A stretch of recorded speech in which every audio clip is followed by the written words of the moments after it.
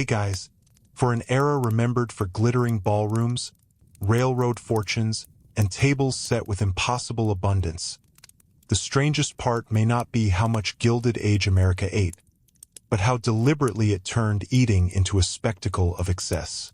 Beneath the polished silver and the French menus was a world where appetite became status, discomfort could be mistaken for refinement, and food itself sometimes seemed designed less to nourish than to astonish. As you settle in, let me know where you're watching from and which corner of history you'd like us to explore next. And if you enjoy thoughtful long-form history like this, a quiet like is always a lovely way to support the channel. If you'd like more calm, carefully told stories from the past, you're very welcome to subscribe. To understand the food trends of Gilded Age America, it helps to begin with a misunderstanding that modern people often carry into the period.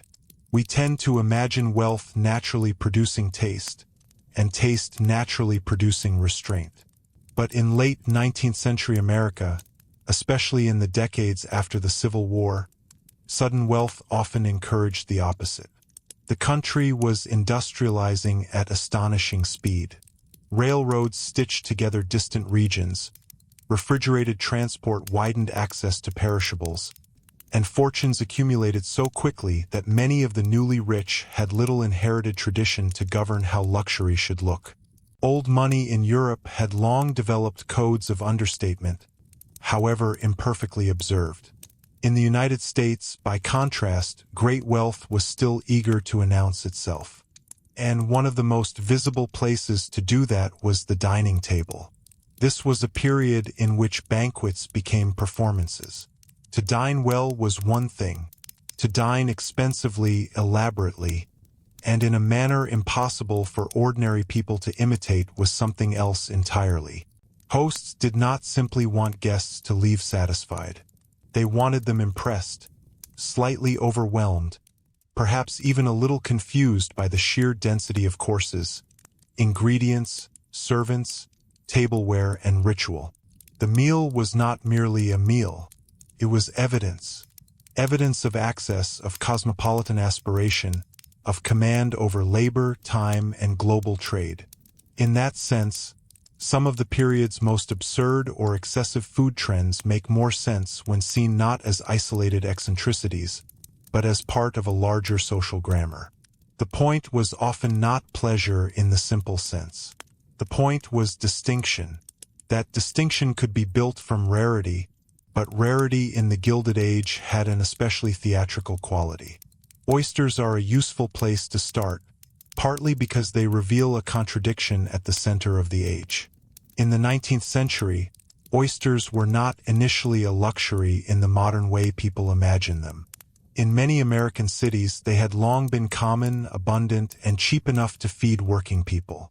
Oyster saloons and street vendors served them widely. Yet at the same time, oysters were also capable of upward social travel. In elite dining, they could be transformed into a token of refinement through presentation, pairing, and sheer repetition. They arrived at the beginning of formal dinners in one guise, then returned later in soups, patties, sauces, or decorative savory constructions. A food once close to the everyday became, in the right room, part of the language of prestige. That transformation tells us something important.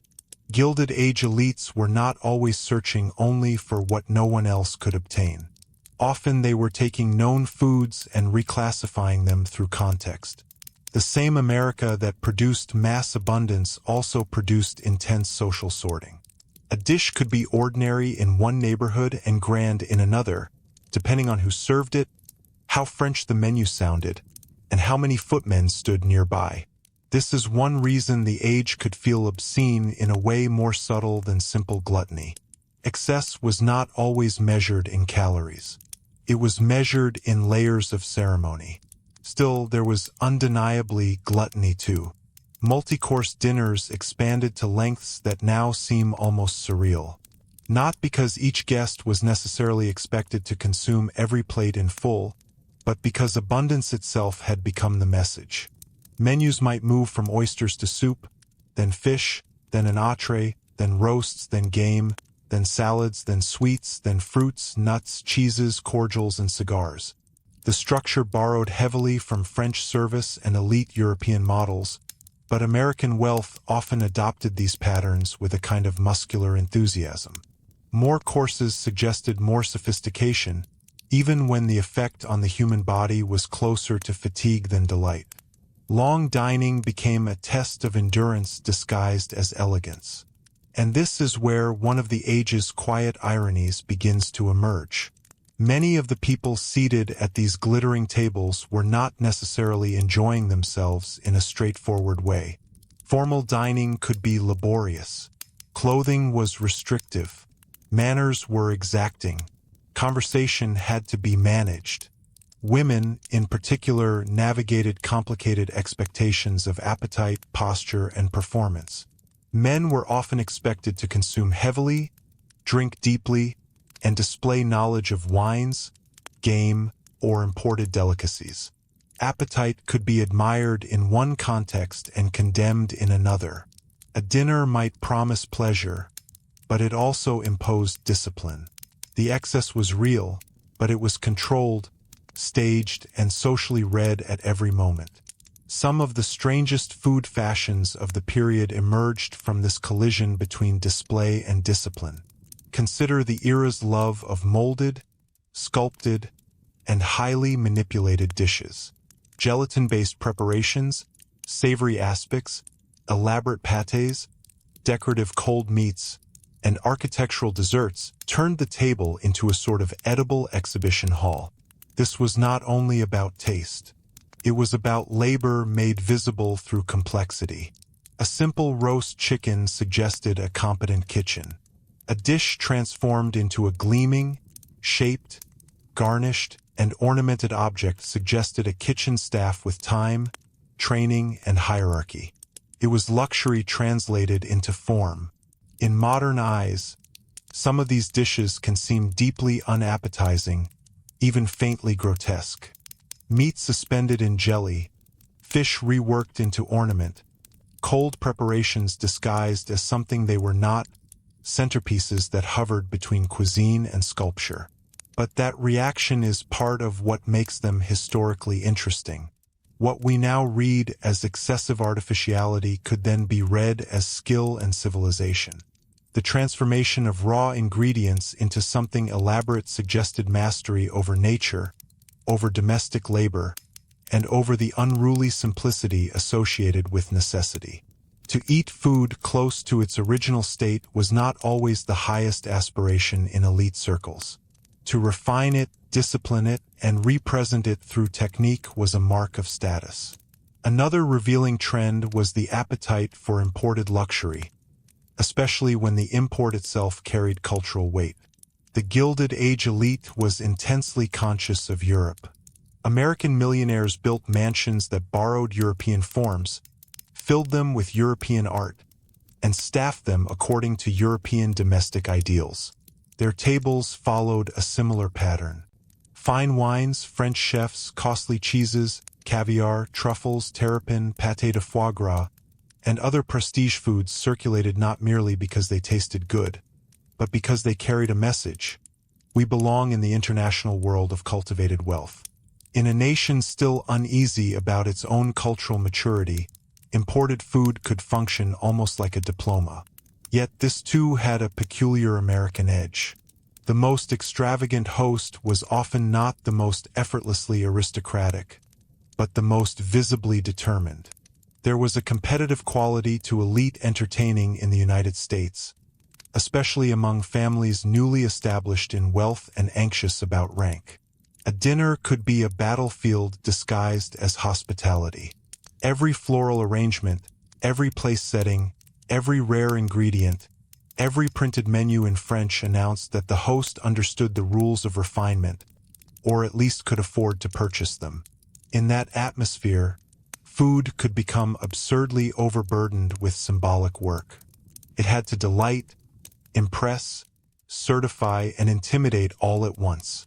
This competitive culture helps explain the era's fascination with game and other foods linked to scarcity, seasonality, or masculine prestige.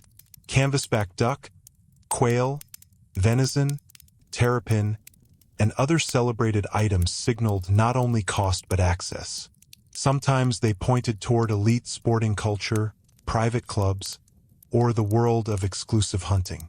Sometimes they suggested proximity to distant supply chains. In each case, they allowed the table to imply command over both landscape and labor. A wealthy American diner in New York or Newport could consume species drawn from rivers, forests, farms, and coasts far beyond immediate reach. Industrial capitalism had compressed distance, and the upper classes converted that compression into ceremony. But abundance on this scale also concealed fragility.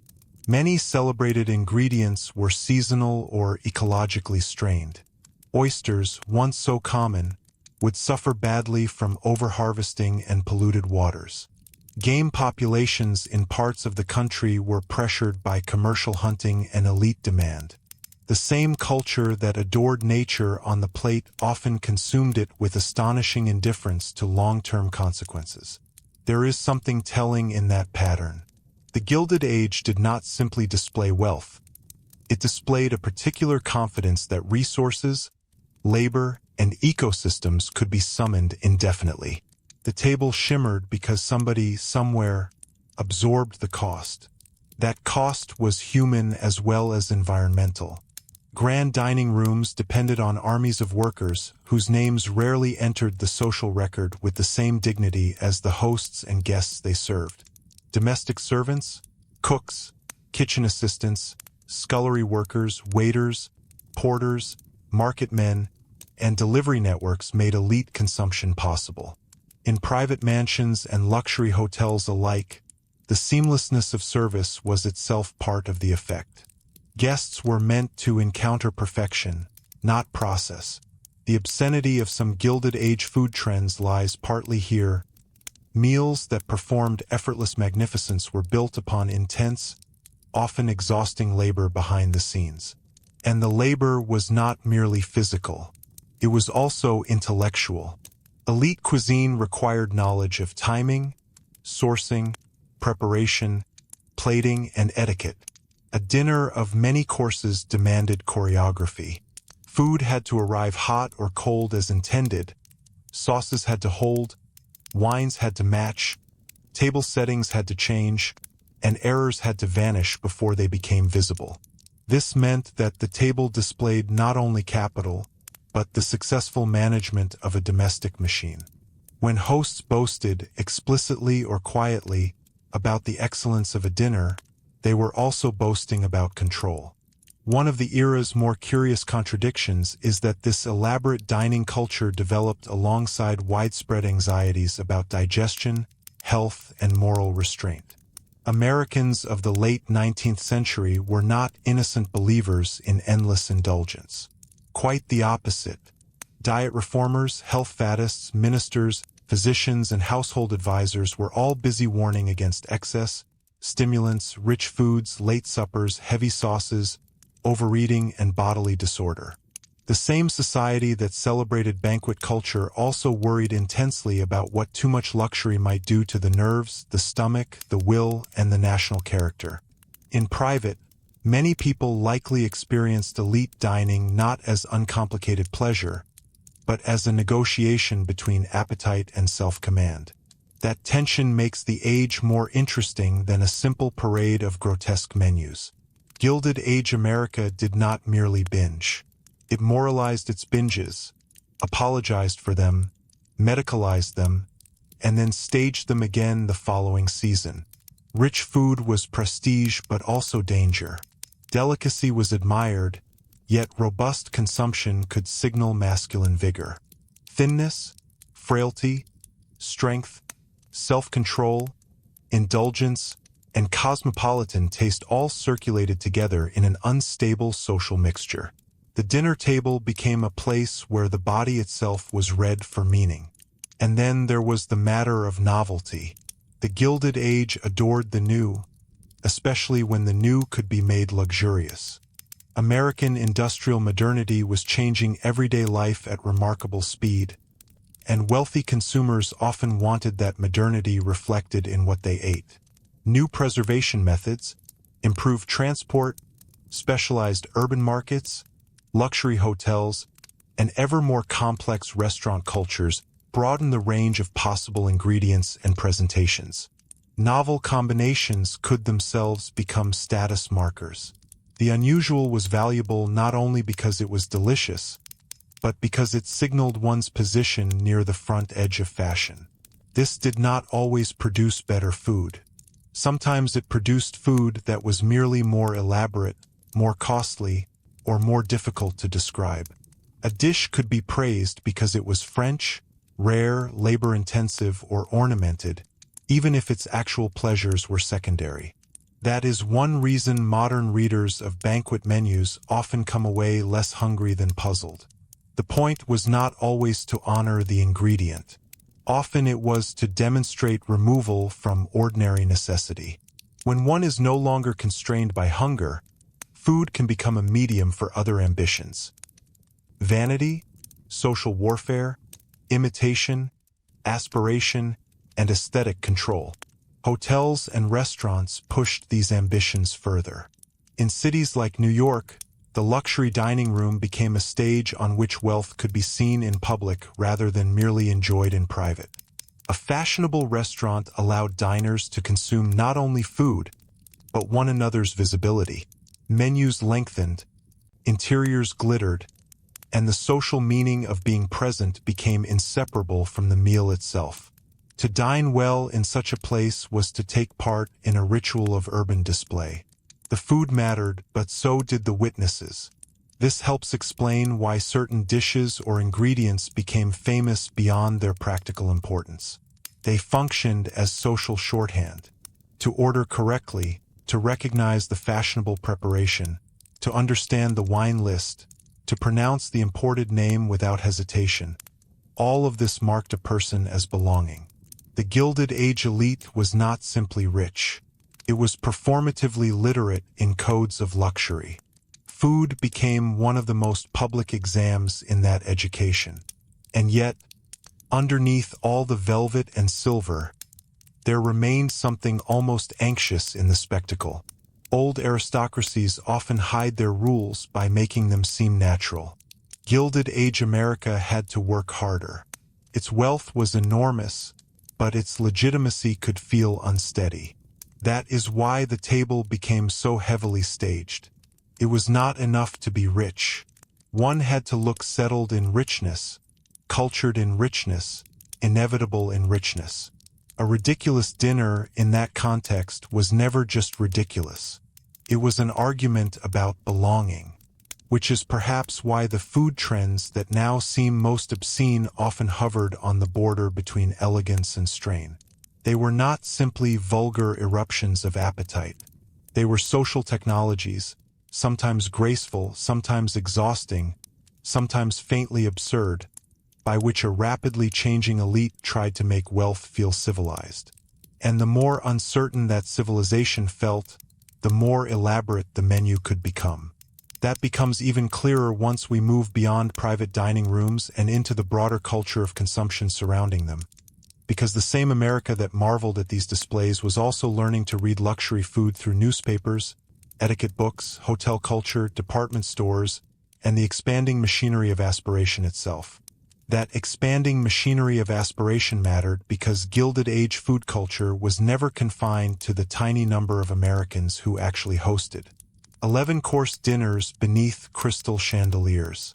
Most people would never live that way, but many of them were asked in one form or another to admire it, interpret it, imitate fragments of it, or measure themselves against it. Newspapers reported on banquets with almost theatrical attention. Society columns lingered over menus, floral arrangements, visiting dignitaries, imported wines, and the elegant success of private entertainments. Hotel dining rooms advertised sophistication not simply as nourishment, but as proximity to a higher social world. Cookbooks and household manuals translated elite habits into lessons for the aspiring middle classes, who might never serve terrapin in silver but could learn which sauces sounded refined, which courses were respectable, and which forms of excess were to be admired rather than mocked. That meant food fashion traveled downward, though usually in altered form. Middle-class households could not duplicate the scale of elite consumption, but they could borrow its signals. A formal dinner with several courses, careful table settings, oysters on a special occasion, a fashionable dessert mold, imported condiments, or a menu dressed in French terms could allow a family to participate, at least symbolically, in a culture of gentility and advancement. In that sense, the most extravagant food habits of the upper class were not isolated curiosities. They shaped what ordinary people imagined good living should look like. The wealthy performed the ideal in exaggerated form, and others adapted it according to means. But imitation created its own strain. For the middle classes, respectable dining required work, money, and knowledge that could be difficult to sustain. A household was not judged only on what it ate, but on how correctly it served, arranged, timed, and named its food. Domestic manuals instructed women in complicated systems of order and presentation. The right dinner was a moral performance as much as a culinary one. Clean linens, polished silver, correctly served courses, measured hospitality, restrained but tasteful abundance. These things signaled that a household was disciplined, aspiring, and socially competent. So even beyond the mansions of the very rich, food was tied to anxiety about class position. A failed dinner could suggest more than a failed meal. It could suggest a failed claim to refinement. This is one reason the Gilded Age table could feel so crowded with meanings that were not strictly edible. A roast might indicate prosperity, but also domestic order. Fruit out of season might indicate money, but also urban access, modern transportation, and cosmopolitan taste. Imported preserves or a French sauce could imply education, leisure, and awareness of the world beyond the local market. Even the shape of a meal, what came first, what followed, what was reserved for dessert, what wines accompanied which course, communicated social information. To modern eyes, some of this may seem fussy. To people living within the period's dense class consciousness, it could feel almost self-evident. Yet there was another layer beneath the etiquette, and it is here that the food trends become more revealing than mere snobbery. The Gilded Age was an era of widening economic inequality, labor unrest, urban crowding, and recurring financial panic. Great fortunes sat beside deep insecurity. That tension was visible in food itself. While elite dinners celebrated rare game, imported delicacies, and the artistic manipulation of ingredients, many urban workers were dealing with adulterated foods, uncertain supply, rising rents, and diets shaped far more by cost than preference. The same city might contain a banquet where guests debated the virtues of a particular French chef and neighborhoods where families worried about stale bread, watered milk, or the price of meat. Extravagance did not merely exist alongside deprivation. It often drew its power from the contrast. The wealthy were not always blind to that contrast, but they did not necessarily respond to it with restraint. On the contrary, public charity balls, civic banquets, club dinners, and luxury hotel events sometimes turned abundance into a kind of reassurance. If the table was still magnificent, then perhaps the social order itself remained stable. Lavish dining could signal confidence in a period when confidence was politically useful. To entertain extravagantly was not just to enjoy wealth, but to naturalize it. The banquet became a ceremonial proof that American prosperity was real, orderly, and admirable, even when the foundations beneath that prosperity were far more uneven. This becomes especially clear when one looks at the hotel and restaurant world of the late 19th century. The great urban hotels of the period were not simply places to sleep. They were engines of social visibility.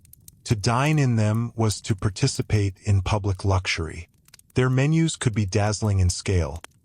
Oysters in multiple styles, consommes, fish courses, roasts, cold dishes, vegetables, pastries, ice creams, fruit, imported wines, and cigars presented in carefully ordered succession.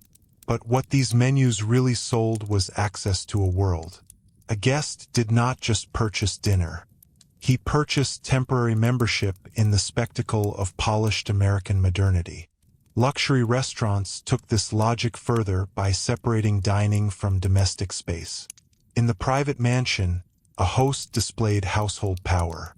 In the public dining room, the establishment itself became the host, and wealthy patrons displayed themselves within its frame.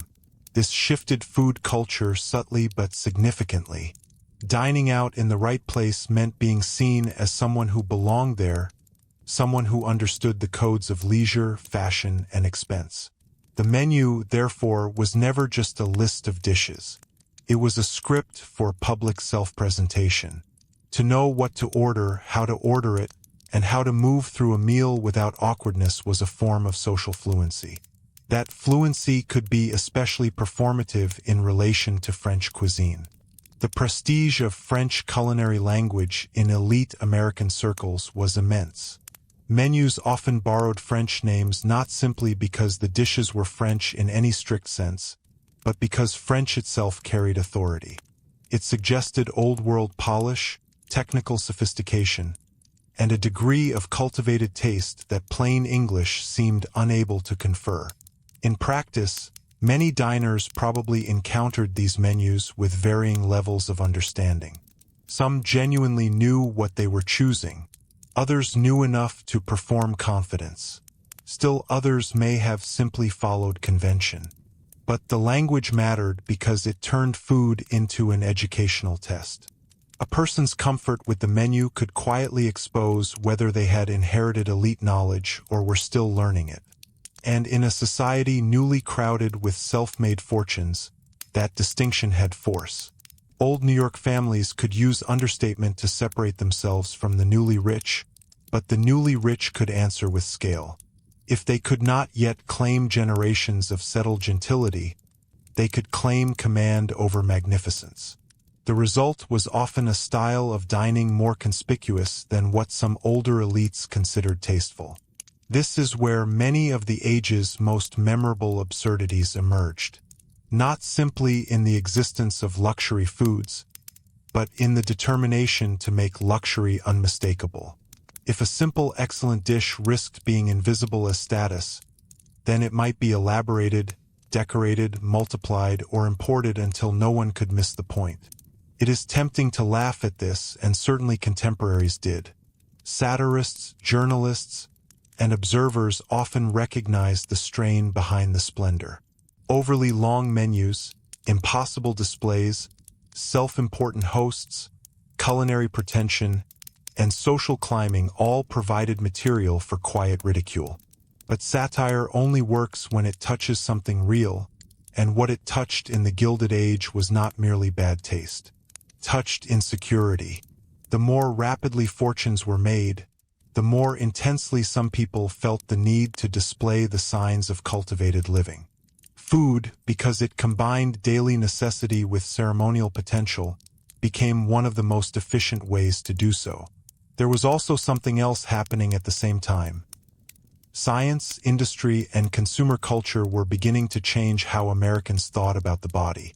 Nutritional language was not yet modern in the full sense, but there was growing interest in digestion, metabolism, stimulants, purity, contamination, and bodily discipline. Elite excess therefore existed in dialogue with new forms of bodily self-consciousness. Rich meals could be admired and distrusted at once. They were evidence of civilization and possible threats to health. This contradiction helped produce a peculiar rhythm in the culture. Sumptuous banquets on one hand, digestive anxieties on the other. Admiration for indulgence in public, private complaints about heaviness, nerves, and the burdens of overeating behind the scenes. Women's magazines, domestic advisors, and reform literature often reflected this tension sharply. They might teach graceful entertaining while also warning against culinary vulgarity, heavy sauces, or excessive display. The ideal woman of the respectable household was expected to know how to manage abundance without seeming coarse, to provide hospitality without sliding into ostentation, and to maintain order without waste. In upper-class homes, much of the labor was delegated, but the symbolic responsibility remained strongly gendered. A dinner could be read as an extension of a woman's management, taste, and social intelligence, even when she did not cook a single dish herself. That expectation added another layer of pressure to the already elaborate world of food display. At the same time, male spaces such as clubs, hotel dining rooms, political banquets, and business dinners developed their own food cultures. Here the performance could tilt in a different direction. Heavier drinking, hearty courses, masculine sociability, and a more overt link between appetite and power. Business and politics alike were often lubricated by dining rituals. Decisions, alliances, negotiations, and reputations could all be reinforced at table. In these settings, the absurdity of abundance had a practical edge. The meal helped stage authority. To host generously was to show capability. To dine expansively was to inhabit a world in which resources seemed unlimited. One of the quiet truths beneath all this is that Gilded Age food trends were rarely only about flavor. Flavor mattered, certainly, and some of the era's finest chefs and dining rooms offered meals of remarkable skill. But the most talked about trends were often the ones that transformed food into evidence of something larger. Wealth, access, education, stability, modernity, masculinity, femininity, discipline, worldliness, belonging. That is why certain dishes that now seem ludicrous once made perfect sense within their setting. They were not absurd to people because they answered questions more urgent than, "Does this taste good?" They answered questions like, "Who are we? How are we seen? And how far have we risen?" The answer increasingly depended on systems far beyond the local kitchen. Refrigerated rail cars, telegraph-coordinated markets, urban warehousing, specialized fisheries, imported goods networks, hotel procurement systems, and the industrial processing of food all widened the field of possibility. A wealthy New Yorker could eat with a degree of geographic reach that would have seemed extraordinary only decades earlier. Winter fruit, coastal seafood, Western meat, European luxuries, tropical products, all could converge on the same table under the right conditions. In this way, the Gilded Age dinner was also a map of empire without always being called one. It gathered distant landscapes into a single room and converted logistical power into social ease. That ease, of course, was highly selective. The diner encountered a sequence of beautiful plates. The railway laborer, the dock worker, the slaughterhouse employee, the cannery worker, the fisherman, the farmhand, the kitchen servant, and the scullery maid encountered something quite different. One of the most unsettling features of elite food culture in this period is how effectively it erased its own industrial and human foundations. The more refined the meal appeared, the more thoroughly the roughness of supply had been hidden. The gleam of service depended on concealment, and concealment is often one of the clearest marks of luxury. This is part of what made some food trends not just extravagant, but obscene in the deeper sense of the word. Obscene not merely because they were rich or strange or over-decorated, but because they transformed vast underlying systems of labor and extraction into a brief moment of aesthetic pleasure for a narrow audience. A terrapin soup or tower dessert was not morally singular on its own, but within its historical setting, it could symbolize a world in which command over resources had become detached from any visible reminder of cost. The table looked serene because everything difficult had been pushed out of sight. And still, even with all this excess, there was always the risk that luxury could misfire. A menu might be too gaudy, too French, too crowded, too obviously expensive, too eager. One of the subtler dramas of Gilded Age dining was the effort to distinguish genuine refinement from crude display, though the boundary was never stable. What counted as tasteful depended on who was judging, what city one was in, which families were involved, whether the setting was private or public, and whether the observer admired or resented the world being described. The same dinner could be hailed as magnificent by one guest and vulgar by another. In this sense, food remained socially dangerous. To spend heavily did not guarantee success. One had to spend correctly.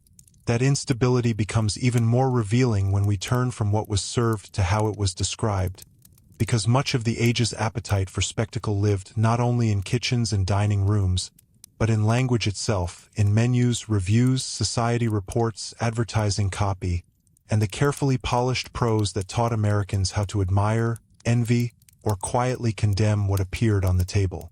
That carefully polished prose did more than simply describe meals. It taught readers how to see them.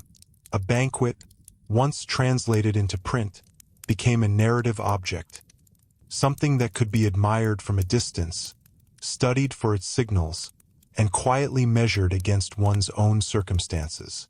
Society columns did not just list dishes. They arranged them in a sequence that emphasized refinement, novelty, and control. The language itself softened excess, turning what might have seemed overwhelming in person into something orderly and legible. Rich sauces became delicate, elaborate constructions became artistic, abundance became generous. Words smoothed the edges of extravagance. And yet, at times, the language could not fully disguise the strain beneath the surface. There are glimpses, scattered through descriptions of the period, where admiration and discomfort seem to coexist. A menu might be praised for its sophistication, but also noted for its length, its heaviness, or its ambition. A host might be celebrated for magnificence, but also quietly marked as trying too hard. Even in praise, there could be a hint that something about the spectacle had tipped slightly beyond ease into effort. This is particularly visible in the growing culture of printed menus themselves. By the late 19th century, menus were often designed objects, sometimes illustrated, sometimes decorated with seasonal imagery, coats of arms, or symbols of the event being celebrated. They were souvenirs as much as guides, meant to be taken home, remembered, perhaps shown to others. The menu did not just record the meal, it extended its life. It allowed the dinner to be relived in memory and conversation, reinforcing the social meaning of the occasion. But the menu also performed a subtler function. It translated the experience into a readable hierarchy. The order of courses, the naming of dishes, the inclusion of French terminology, the pairing of wines, all of it created a structured journey through the meal. This structure made the excess feel intentional rather than chaotic. A long sequence of courses, properly ordered, could be interpreted as refinement rather than indulgence. The diner was not simply eating a great deal. He was progressing through a carefully orchestrated experience.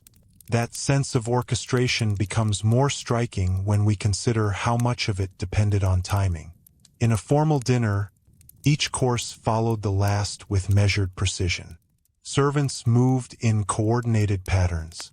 Plates were removed and replaced in quiet synchrony. Wines were poured at the right moment, at the right temperature, in the right glass. The success of the meal depended not only on what was served, but on how seamlessly it appeared. Any visible disruption, a delayed dish, a poorly timed service, a mistake in sequence, could break the illusion of effortless control. And that illusion was central. The Gilded Age table was meant to appear as if it had always existed in that state of perfection, as if abundance required no strain, as if refinement emerged naturally from wealth. In reality, the entire performance was carefully constructed. Behind the dining room doors, kitchens worked under pressure. Ingredients were prepared hours, sometimes days, in advance. Staff coordinated their movements with discipline that bordered on choreography. The more elaborate the meal, the more complex the unseen machinery that supported it. It is here, perhaps, that the term obscene begins to take on a deeper meaning. Not merely because the food was excessive, but because the system that produced that excess was deliberately hidden. The diner encountered beauty, order, and abundance. The labor, the heat, the repetition, the fatigue, the waste, all of it remained out of sight. Luxury depended on invisibility. There is also something revealing in how often the most celebrated dishes of the period were those that resisted simplicity. A straightforward preparation could be excellent, but it risked being overlooked as ordinary. A dish that had been transformed, through layering, molding, saucing, or elaborate assembly, signaled that it had passed through many hands, many stages, many decisions. It carried within it the trace of process, even if the process itself was concealed. Complexity became a visible marker of value. This helps explain the enduring popularity of dishes that now seem unnecessarily complicated. Aspects that encased meats in clear gelatin, elaborate pastries filled with multiple components, dishes that combined sweet and savory elements in unexpected ways. All of these offered diners a sense that they were encountering something beyond the everyday. Even when the flavor was secondary, the form itself communicated refinement. At the same time, there was an undercurrent of fascination with the exotic, though the term must be understood in the context of the period. Foods that originated outside the immediate American environment, whether from Europe, Asia, or other parts of the Americas, were often treated as curiosities as much as delicacies. They carried with them a sense of distance, of travel, of access to a wider world. To serve such dishes was to suggest that one's reach extended beyond the local, beyond the familiar. But this fascination was not always rooted in understanding. Ingredients and techniques could be adopted without full appreciation of their original context. They were reinterpreted, adapted, sometimes simplified or exaggerated to suit American tastes and expectations. The result was a kind of culinary translation that reflected both curiosity and control. The foreign became fashionable, but it was often reshaped to fit the needs of display. And yet, despite all this emphasis on novelty and complexity, there were moments when restraint itself became a subtle form of distinction. Among certain circles, particularly those more secure in their social position, there could be an appreciation for simplicity, not the simplicity of necessity, but the simplicity of confidence. A well-prepared dish, served without excessive ornament, could signal that one did not need to prove anything. But such restraint required a shared understanding among those present. Without that shared context, simplicity risked being misread as lack. This tension between display and restraint never fully resolved. It shifted depending on place, company, and moment. In some settings, extravagance was expected. In others, it was quietly judged. The same individual might host an elaborate dinner one evening and attend a more understated meal the next, adjusting their expectations accordingly. Food was flexible in this way. It could be tuned to the social environment, calibrated to the audience. What remained constant, however, was the idea that food was never neutral. It always carried meaning. It always said something about the person serving it, the person consuming it, and the world they inhabited. In the Gilded Age, when social boundaries were both rigid and in flux, that meaning became especially charged. This is perhaps most visible when we look at how children and younger members of elite families were introduced to these dining practices. Meals were not only occasions for nourishment or even social display. They were lessons. Children learned how to sit, how to use utensils correctly, how to pace themselves through multiple courses, how to engage in conversation without drawing too much attention, how to recognize what was being served, and how to respond appropriately. Dining was education in miniature, a daily rehearsal of class identity. Failure to master these lessons could have consequences. An awkward gesture, an incorrect choice, a visible confusion. These could mark someone as out of place. In a society where mobility was possible but not always secure, such markers mattered. The table was one of the places where belonging was tested. And yet, even as these practices were taught and reinforced, the broader culture continued to shift. Industrialization accelerated. Cities expanded. Immigration brought new culinary traditions into American life. Street food, markets, and informal eating habits developed alongside formal dining. The contrast between the highly structured world of elite banquets and the more fluid, diverse, and often improvisational food culture of the streets became increasingly pronounced. This contrast would eventually reshape the meaning of luxury itself.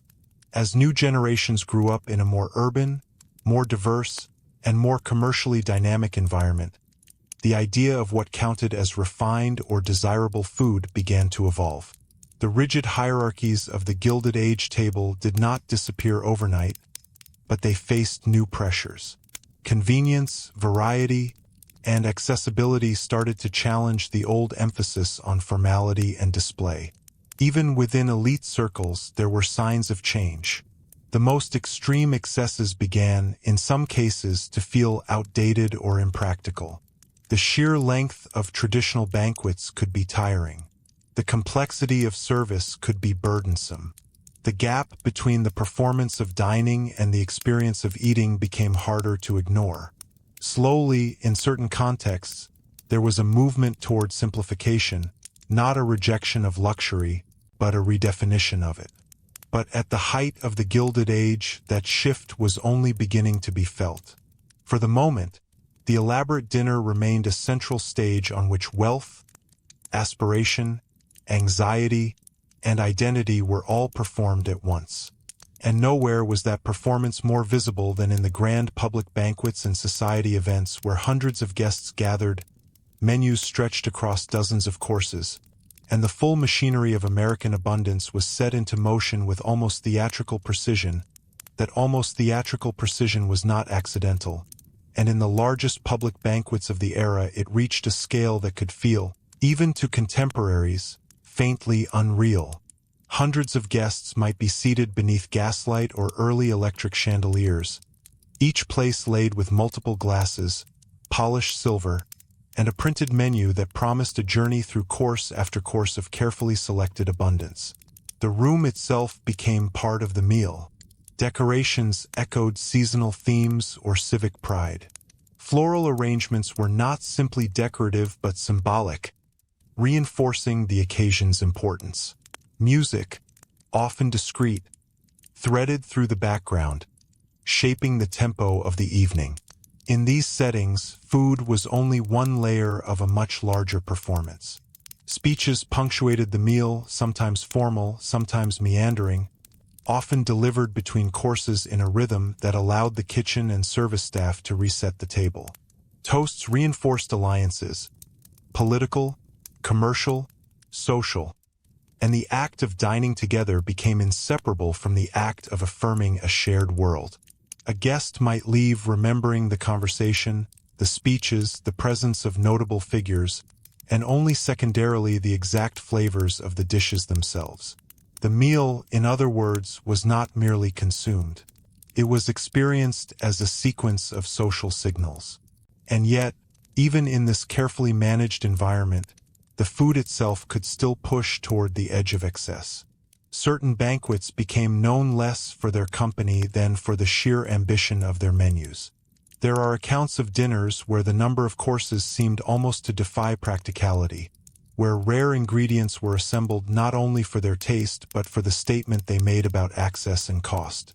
Terrapin, canvasback duck, elaborate fish preparations, pâtés, creams, molded desserts, each appearing in turn, each requiring its own preparation, its own presentation, its own moment of attention before being cleared away. What is striking is how little space there was for simplicity. Even vegetables, which might otherwise have provided relief from the density of meat and sauce, were often dressed, arranged, or paired in ways that elevated them beyond their natural state. The idea of a plain dish, served without embellishment, rarely fit the logic of these occasions. To be plain risked being overlooked. To be overlooked risked being interpreted as insufficient. And so the meal accumulated layers, each one adding to the sense that this was not an ordinary act of eating. At a certain point, however, accumulation begins to change its meaning. What begins as abundance can start to feel like excess. What begins as variety can become repetition in disguise.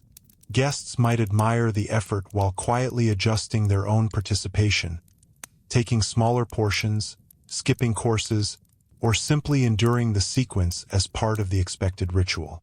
In this sense, the most extravagant banquets could reveal a subtle disconnection between what was offered and what was actually desired. The performance required scale. The human body required limits. That disconnection is one of the more revealing aspects of Gilded Age food culture. It suggests that the table was not always aligned with appetite in a straightforward way. Instead, it operated according to a different set of priorities: visibility, hierarchy, demonstration, continuity of tradition, and the maintenance of social order. A guest's experience of the meal might include moments of genuine pleasure, but also moments of fatigue, of quiet calculation, of navigating expectation. This becomes even clearer when we consider the pace at which such meals unfolded. A long banquet was not rushed. Courses arrived in measured intervals, allowing conversation to expand and contract, giving speeches time to settle, creating a sense of progression that extended beyond hunger. Time itself became part of the display. To have the leisure to sit for hours, to move deliberately through a sequence of dishes, to linger without urgency. This too was a form of wealth.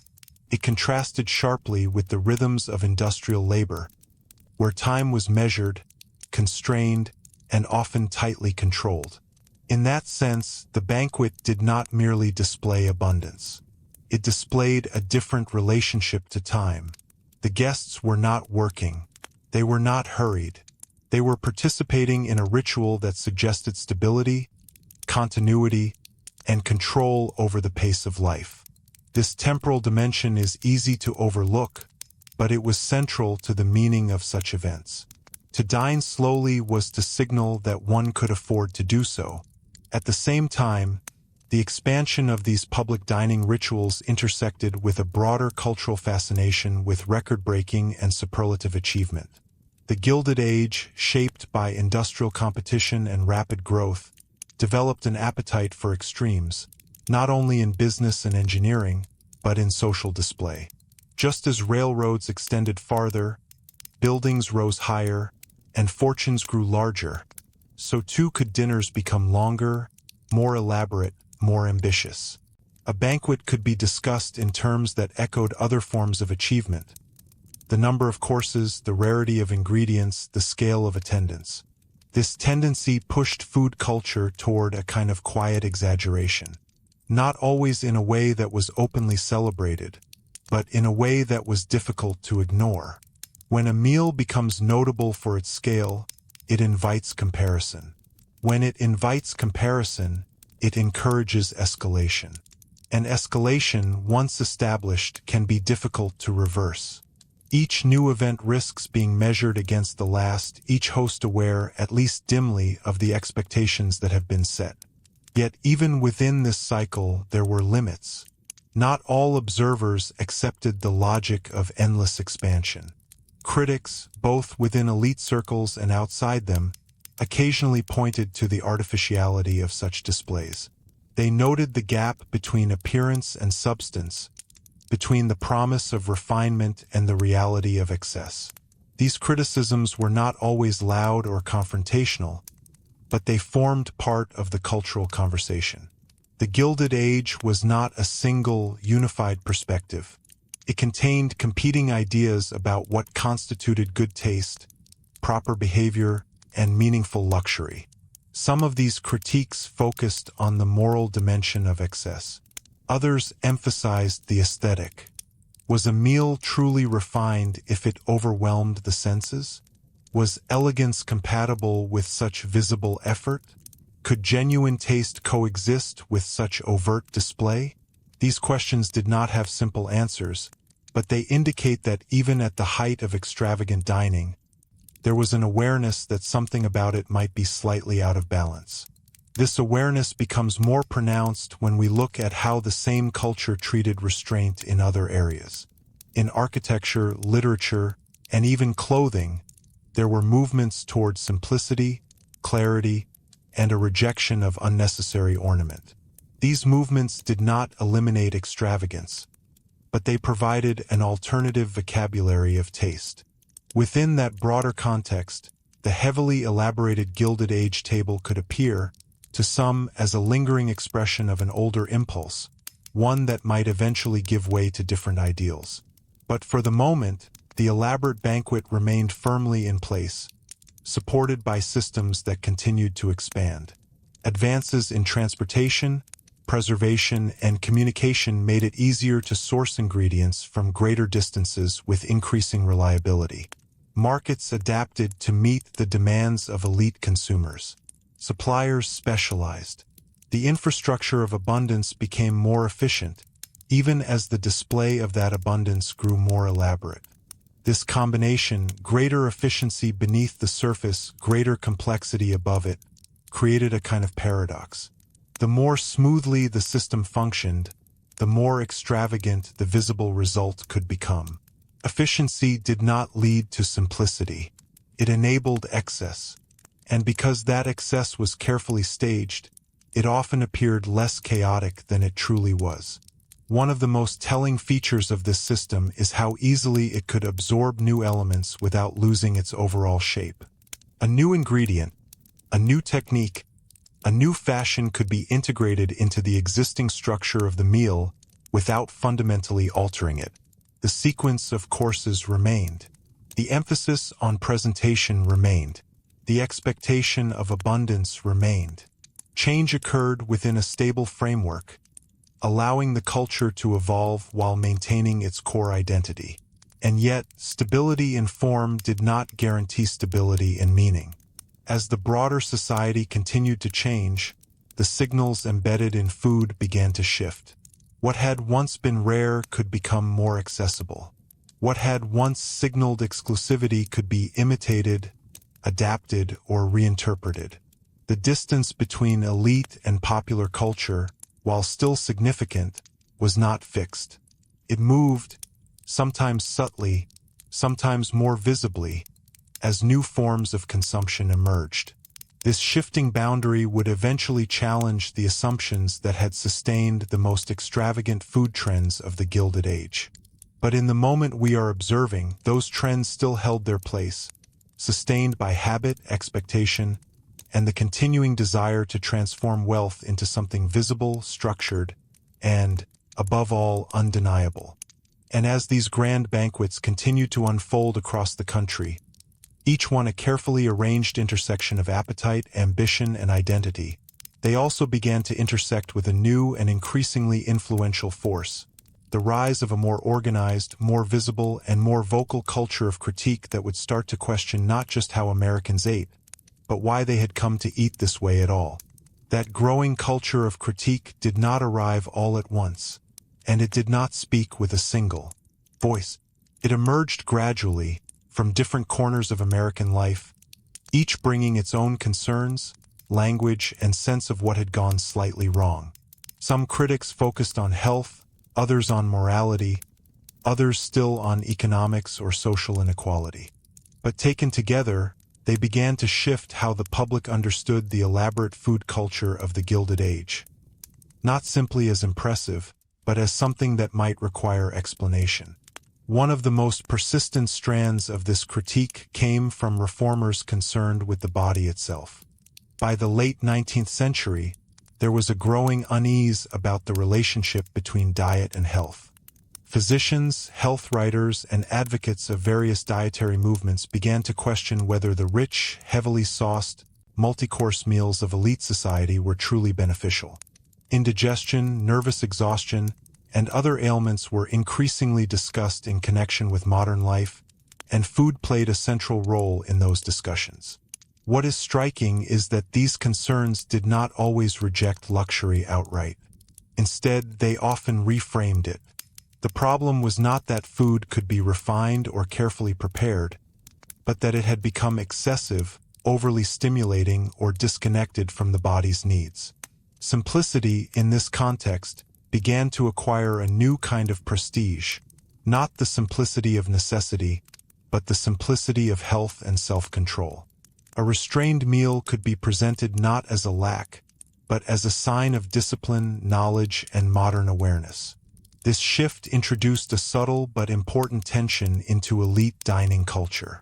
If restraint could also signify refinement, then excess risked being reinterpreted as ignorance or indulgence.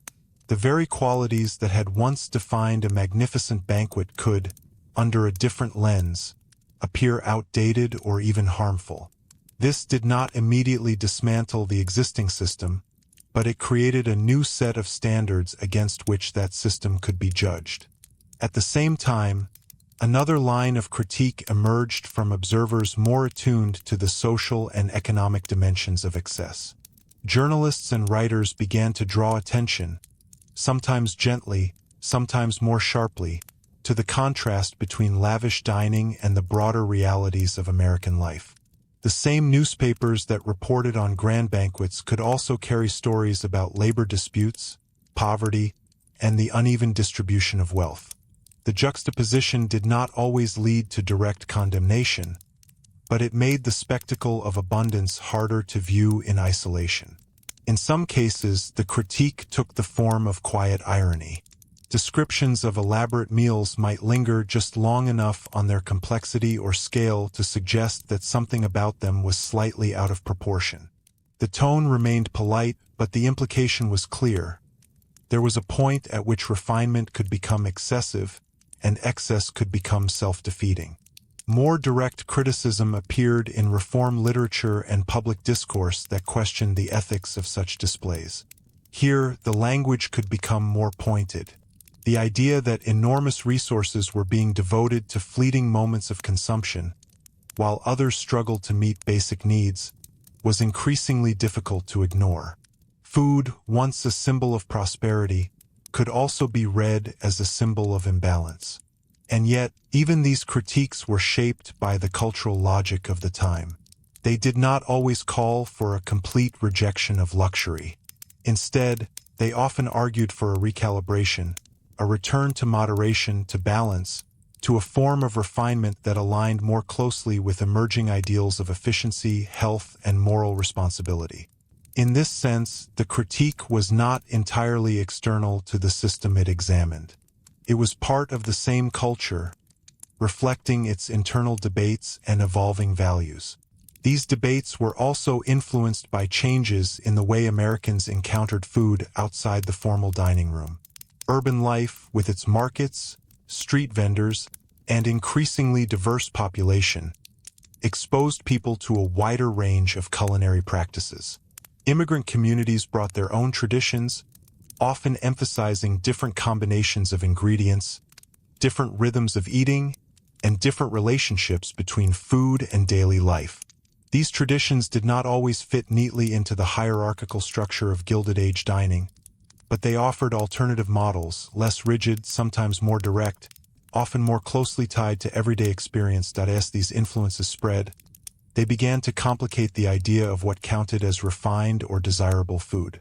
A dish did not need to be heavily elaborated to be valued. Flavor, freshness, and familiarity could compete with formality and display. This did not immediately displace elite dining practices, but it introduced a quiet pressure. The cultural authority of the elaborate banquet was no longer absolute. It existed alongside other forms of eating that were gaining their own recognition. At the same time, technological and industrial changes continued to reshape the food system itself.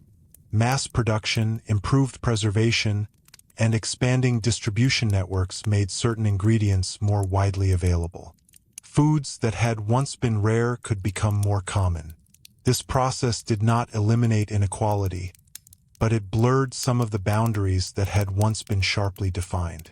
When a formerly exclusive ingredient appeared in a more ordinary setting, its symbolic power began to shift. This shifting landscape made the language of distinction more complex. It was no longer enough to serve a particular item. One had to serve it in the right way, in the right context, with the right associations. The performance of refinement became more intricate, even as the underlying materials became more accessible. In this sense, the system adapted. It did not collapse under the pressure of critique or change. It recalibrated, finding new ways to signal difference. But recalibration has its own limits. As the gap between appearance and experience widened, it became harder to sustain the illusion that the most elaborate forms of dining were simply natural expressions of wealth and taste. The more visible the performance became, the more it invited scrutiny. And scrutiny, even when gentle, has a way of altering perception. This is particularly evident in the way later observers would look back on the Gilded Age table. What had once been presented as the height of refinement could be reinterpreted as excessive, even absurd. The molded dishes, the extended menus, the ornate presentations. These could be seen not only as signs of skill, but as signs of a culture working very hard to display its own success. The effort itself became part of the story. Yet from within the period, the picture remained more complex. Many participants in this culture likely experienced genuine pleasure in these meals, even as they navigated their demands. The social connections, the sense of occasion, the beauty of the setting, the novelty of the dishes, all of these could be meaningful. The critique did not erase the experience. It existed alongside it, shaping how it was understood but not entirely replacing it. And so the Gilded Age table stood at a kind of crossroads. It was still a central stage for the performance of wealth and identity, but it was no longer beyond question. New ideas about health, morality, and taste were beginning to circulate. Alternative forms of eating were gaining visibility. The boundaries between elite and popular culture were shifting, even if slowly. All of these currents moved together, not in a straight line, but in a series of overlapping adjustments. The grand banquet did not disappear overnight, nor did its more extravagant tendencies simply fade away. Instead, they began to exist in a more complicated environment, one in which admiration, imitation, skepticism, and critique all played a role. And as this environment continued to evolve, the meaning of food itself, what it signified, how it was judged, and why it mattered, began to expand beyond the narrow frame of the dining room, reaching into broader questions about American life, identity, and the uneasy balance between abundance and restraint that defined the era. That uneasy balance between abundance and restraint did not remain abstract for long, because it began to shape the daily decisions of households, restaurateurs, and even the suppliers who stood behind the scenes. Once the idea took hold that food could be judged not only by its richness or rarity, but by its appropriateness, its alignment with health, moderation, and modern sensibility, the entire system of display had to respond, even if slowly and unevenly. In private homes, particularly among the upper middle classes who were most sensitive to shifts in taste, there was a gradual recalibration of what counted as a successful meal. The long, heavily structured dinners did not disappear, but they began to be reserved for specific occasions rather than everyday aspiration. More modest meals, still carefully prepared and presented, started to carry their own form of respectability. A well-balanced table, one that did not overwhelm the guest, could signal a different kind of confidence, less anxious, less dependent on spectacle. This did not mean that the desire to impress vanished. It simply changed its language. Instead of multiplying courses, a host might emphasize quality over quantity, selecting fewer dishes but executing them with care. Instead of overwhelming ornament, there might be a more measured elegance. The performance remained, but it became subtler, more attuned to the idea that refinement could exist without visible strain. At the same time, the world of public dining, hotels, restaurants, and clubs continued to operate at a slightly different pace. These spaces were less bound by the intimate judgments of a single household and more influenced by the expectations of a broader clientele. Here, the logic of abundance remained powerful, but it too began to adapt. Menus could still be extensive, but they were often organized in ways that allowed diners to choose rather than endure the full sequence. The fixed progression of the grand banquet gave way, in some settings, to a more flexible approach. This flexibility was not only practical, it reflected a subtle shift in how dining was understood. The diner was no longer just a participant in a prescripted ritual. He or she became, in a small but meaningful way, a decision-maker, selecting from a range of options, shaping the experience according to personal preference. This change may seem minor, but it marked a departure from the earlier emphasis on strict sequence and shared progression. Choice introduced variation, and variation began to soften the uniformity of elite dining culture. Behind this shift, the infrastructure of food continued to evolve. Markets became more specialized, offering a wider range of products to a growing urban population. Department stores, which were themselves symbols of modern consumer culture, began to include food sections where goods could be purchased not only for necessity but for pleasure and display. The act of shopping for food became part of the performance of refinement, extending the logic of the dining room into the marketplace. Advertising played its part as well. Products were no longer simply described. They were positioned within a narrative of modern life. A particular brand of preserved fruit, a refined sugar, a packaged delicacy. These could be presented as markers of progress, cleanliness, and sophistication. The language of luxury began to merge with the language of convenience. What had once required a complex chain of labor could now, in some cases, be purchased ready-made, its refinement packaged and standardized. This development introduced another layer of complexity to the idea of obscene excess. If luxury could be manufactured, distributed, and sold, then its meaning began to shift. The exclusivity that had once defined certain foods became harder to maintain. The response, in many elite circles, was not to abandon luxury but to redefine it again, placing greater emphasis on authenticity, on provenance, on the subtle qualities that could not be easily replicated or mass-produced. And yet, even as these refinements took hold, the older patterns did not disappear entirely. In certain settings, especially those tied to tradition, ceremony, or the assertion of status, the elaborate banquet retained its appeal. There were still occasions when scale itself was the point, when the sheer number of courses, the rarity of ingredients, and the visible complexity of the meal served as a reminder of what wealth could command. It is in these moments that the contradictions of the Gilded Age table become most visible. A single society event might contain elements of both the old and the new.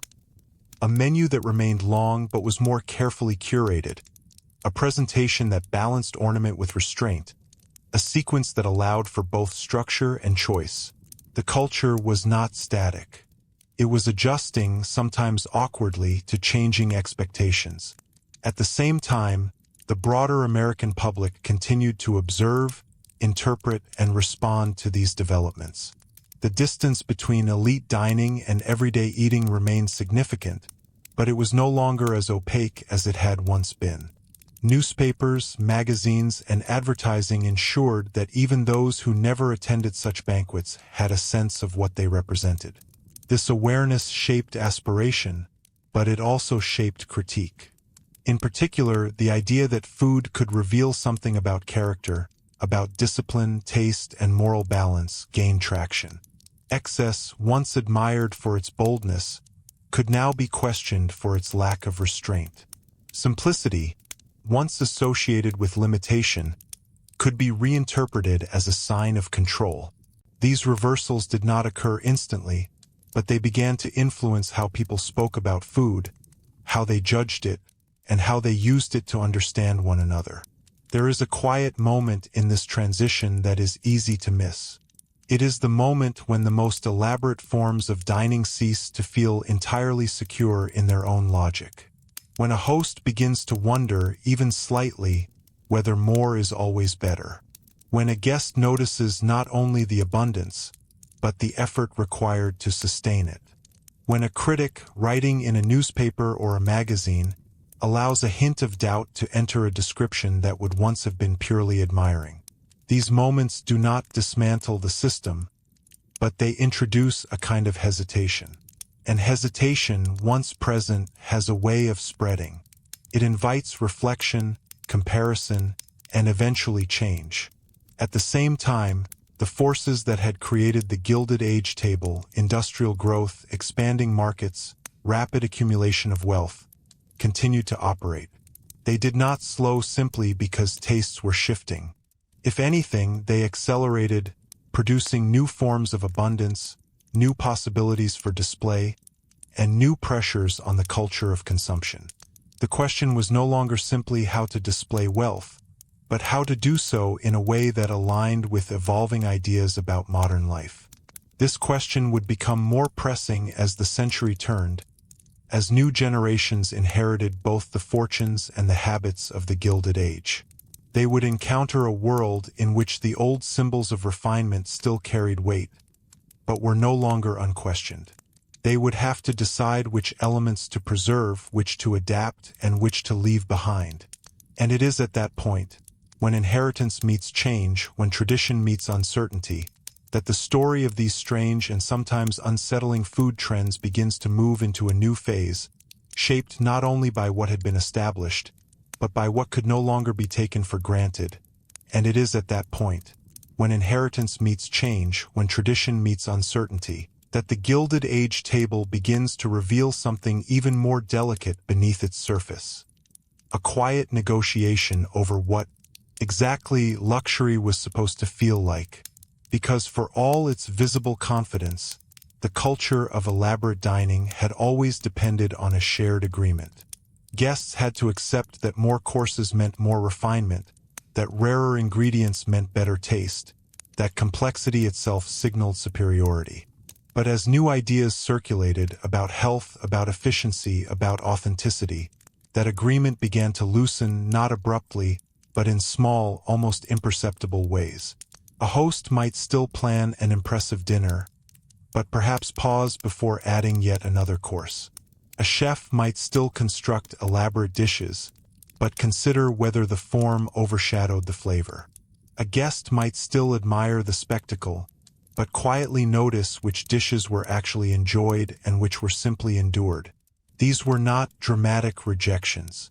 They were subtle recalibrations, each one adjusting the balance between display and experience. At the same time, a new kind of authority was beginning to emerge, one that did not rely solely on wealth or social position, but on expertise. The late 19th century saw the rise of more formalized culinary knowledge, not only in professional kitchens, but in published works that attempted to codify taste, technique, and judgment. Food writing, in particular, began to shift from simple description toward evaluation. Dishes were not just listed, they were assessed. Meals were not just reported, they were interpreted. This shift introduced a new dimension to the culture of dining. It was no longer enough to serve lavishly. One had to serve well according to standards that could be discussed, debated, and, importantly, critiqued in public. The opinion of a knowledgeable observer, whether a writer, a chef, or an experienced diner, could shape how a meal was perceived beyond the immediate circle of those present. In this environment, the most extreme forms of excess became harder to defend on their own terms. A dish that impressed through sheer scale or novelty might still succeed, but it now risked being questioned. Was it balanced? Was it thoughtful? Did it justify its complexity? These questions did not eliminate extravagance, but they placed it within a framework that demanded more than simple display.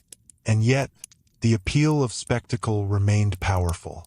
There is something deeply human in the desire to see abundance made visible, to witness the transformation of ordinary materials into something extraordinary. The Gilded Age table satisfied that desire with remarkable consistency. Even as critiques emerged, the visual and sensory impact of a grand meal could still command attention. The gleam of glassware, the symmetry of place settings, the careful choreography of service, the arrival of each new course, all of it created an experience that was difficult to dismiss entirely. This tension between admiration and skepticism is one of the defining features of the period. It appears not only in the dining room, but in the broader culture that surrounded it. Literature, journalism, and even casual conversation began to reflect a more layered understanding of luxury. It could be beautiful and excessive at the same time. It could be impressive and unnecessary. It could be admired and quietly questioned. At the same time, the practical realities of modern life continued to exert their influence. Urbanization, industrial schedules, and the increasing pace of daily activity made the long, drawn-out banquet less compatible with ordinary routines. Even among the wealthy, there were limits to how often such elaborate meals could be sustained. The demands of business, travel, and social obligations required a degree of flexibility that the traditional multi-course dinner did not always allow. This pressure encouraged the development of alternative forms of dining that retained elements of refinement while adapting to new circumstances. Luncheons, smaller dinners, more focused menus, these offered a way to maintain social rituals without the full weight of the older system. They were not necessarily less sophisticated, but they were more adaptable, more in tune with the changing rhythms of life. And as these forms gained acceptance, they began to influence expectations. A successful meal did not have to be the longest or the most elaborate. It could be measured by its appropriateness to the occasion, by the comfort of the guests, by the coherence of the experience. This shift, though gradual, represented a meaningful change in how food was understood as a social tool. Still, the legacy of the Gilded Age's more extravagant tendencies did not simply fade. It remained embedded in the structures of dining, in the rituals that persisted, in the expectations that lingered. Even when a meal became simpler, it often retained traces of the older logic, the careful ordering of courses, the attention to presentation, the emphasis on service. The form endured even as the content evolved. This continuity is important because it reminds us that cultural change rarely erases what came before. It reshapes it, reinterprets it, and sometimes disguises it. The elaborate banquet, with all its excess and ambition, left a lasting imprint on how Americans thought about food, hospitality, and social display. Even as new ideas took hold, they did so in conversation with that legacy. And perhaps nowhere is this more evident than in the way memory itself began to treat the period. As the Gilded Age receded into the past, its most striking features, the grand dinners, the elaborate menus, the visible abundance, became part of a shared narrative about what that era had been. They were remembered, retold, sometimes exaggerated, sometimes simplified, but always carrying a sense of something distinctive, something that set that time apart. But memory has its own habits. It tends to emphasize the visible, the dramatic, the easily described. It can smooth over the subtler tensions, the quieter adjustments, the moments of hesitation that we have been tracing. The risk, then, is that the Gilded Age table becomes a symbol of pure excess, detached from the more complicated reality in which it existed. To return to that reality is to see something more nuanced. Not a world of unthinking indulgence, but a world in which indulgence was carefully staged, carefully justified, and increasingly questioned. A world in which food carried meanings that extended far beyond taste, into the realms of identity, morality, and social order. And as these meanings continued to evolve, shaped by new ideas, new technologies, and new generations, the elaborate, sometimes unsettling food trends of the Gilded Age did not simply disappear. They were absorbed, adapted, and, in some cases, quietly transformed into something that would carry their influence forward, even as the conditions that had produced them began to shift in ways that were only just becoming visible. One of the most telling of those shifts was not immediately visible on the table at all, but rather in how people began to talk about appetite itself. During the height of the Gilded Age, appetite had often been framed as something to be displayed, controlled, or symbolically managed depending on one's social role. But as the century moved forward, appetite slowly became something to be examined more privately, something tied not only to social performance, but to the individual body, its limits, and its rhythms. This change did not happen suddenly.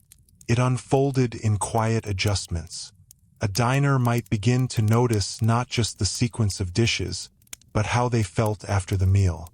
A host might begin to consider whether guests left satisfied or simply exhausted. A chef might start to think in terms of balance, not just complexity. These reflections did not dismantle the older system, but they introduced a new layer of awareness that subtly altered how food was experienced. At the same time, the idea of waste, once largely hidden behind the smooth presentation of abundance, began to attract more attention. In the most elaborate banquets, the sheer quantity of food prepared often exceeded what could realistically be consumed. Portions were designed for display as much as for eating, and uneaten dishes were quietly removed as part of the choreography of service. For those outside the immediate circle of privilege, this aspect of elite dining could appear particularly unsettling. But even within elite circles, there were moments when the scale of waste became difficult to ignore. It was not always discussed openly, but it lingered at the edges of perception. The realization that abundance could extend beyond need into something less easily justified added another dimension to the evolving critique of extravagant food culture. This awareness intersected with broader concerns about efficiency and modernity. As industrial practices emphasized optimization, productivity, and the careful management of resources, the idea of excess for its own sake began to seem slightly out of step with the emerging logic of the age. Wealth could still be displayed, but it increasingly had to coexist with a sense of rationality, of purpose, of measured use. This tension is particularly visible in the way dining began to intersect with the language of science. Nutritional thinking, though still in its early stages, started to influence how meals were conceived. Proteins, carbohydrates, stimulants, and digestive processes entered the conversation, not in a fully modern sense, but enough to introduce a different framework for evaluating food. A dish was no longer only a matter of taste or status. It could also be considered in terms of its effect on the body.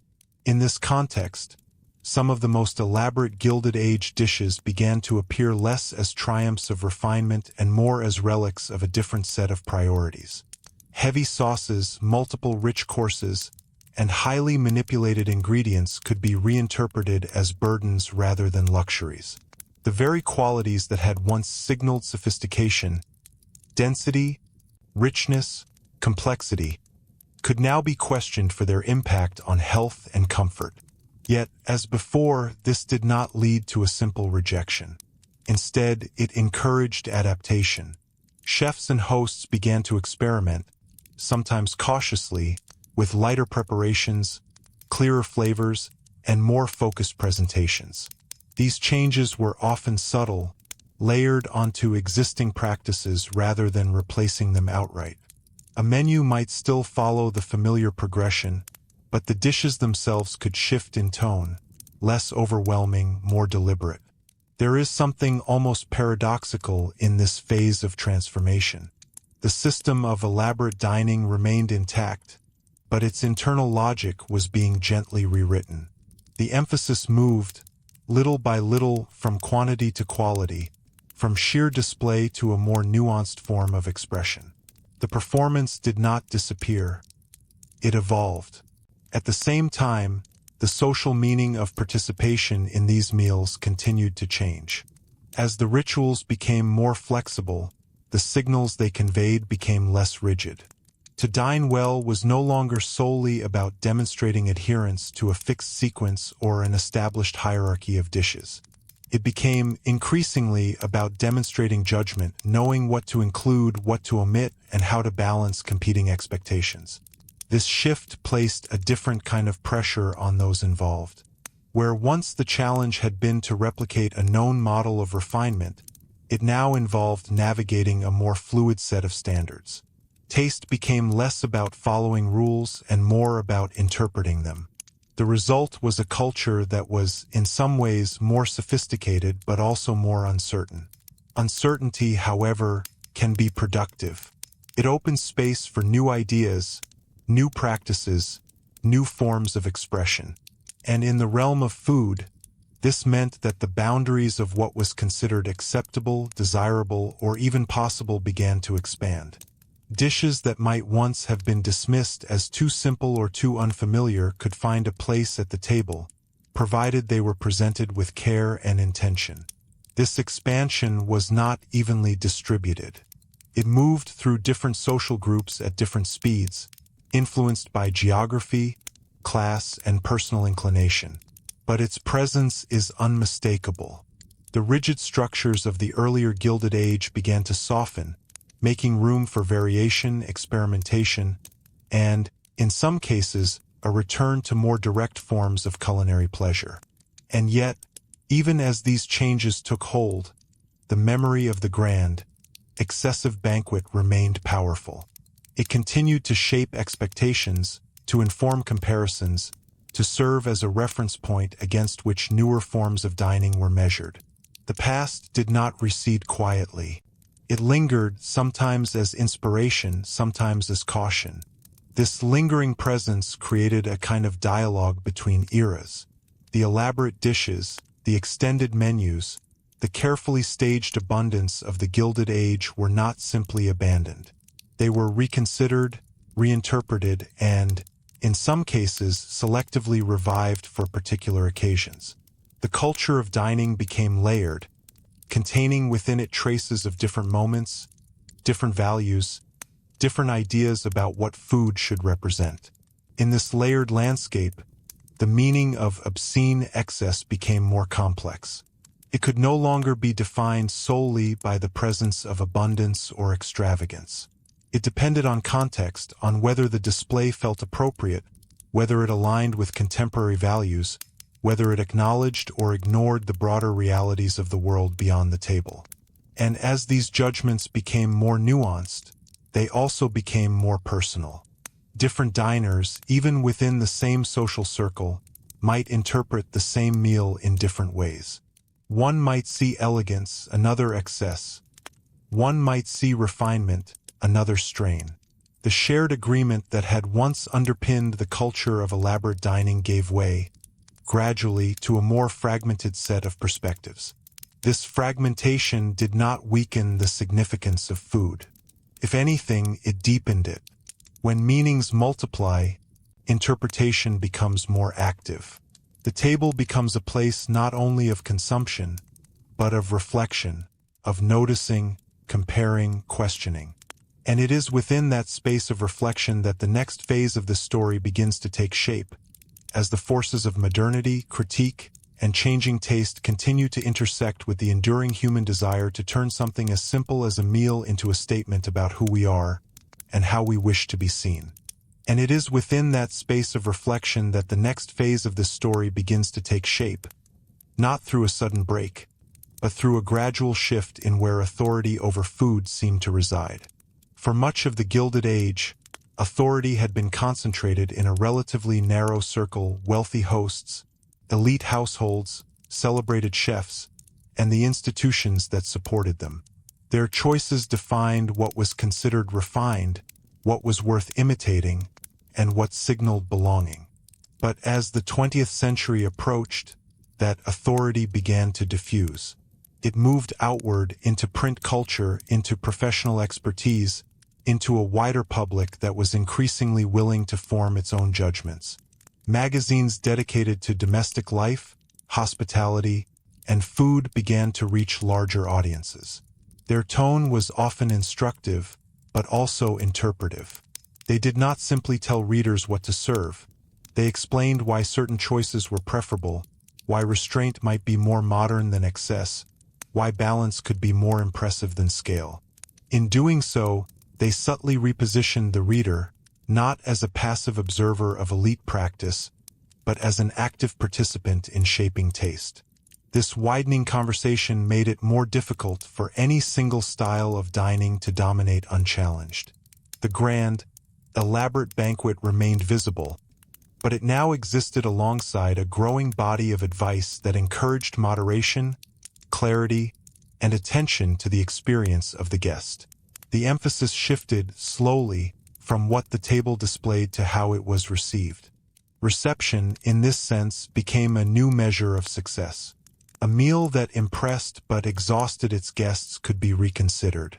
A dinner that felt balanced, comfortable, and thoughtfully paced might be valued more highly, even if it lacked the dramatic scale of earlier spectacles.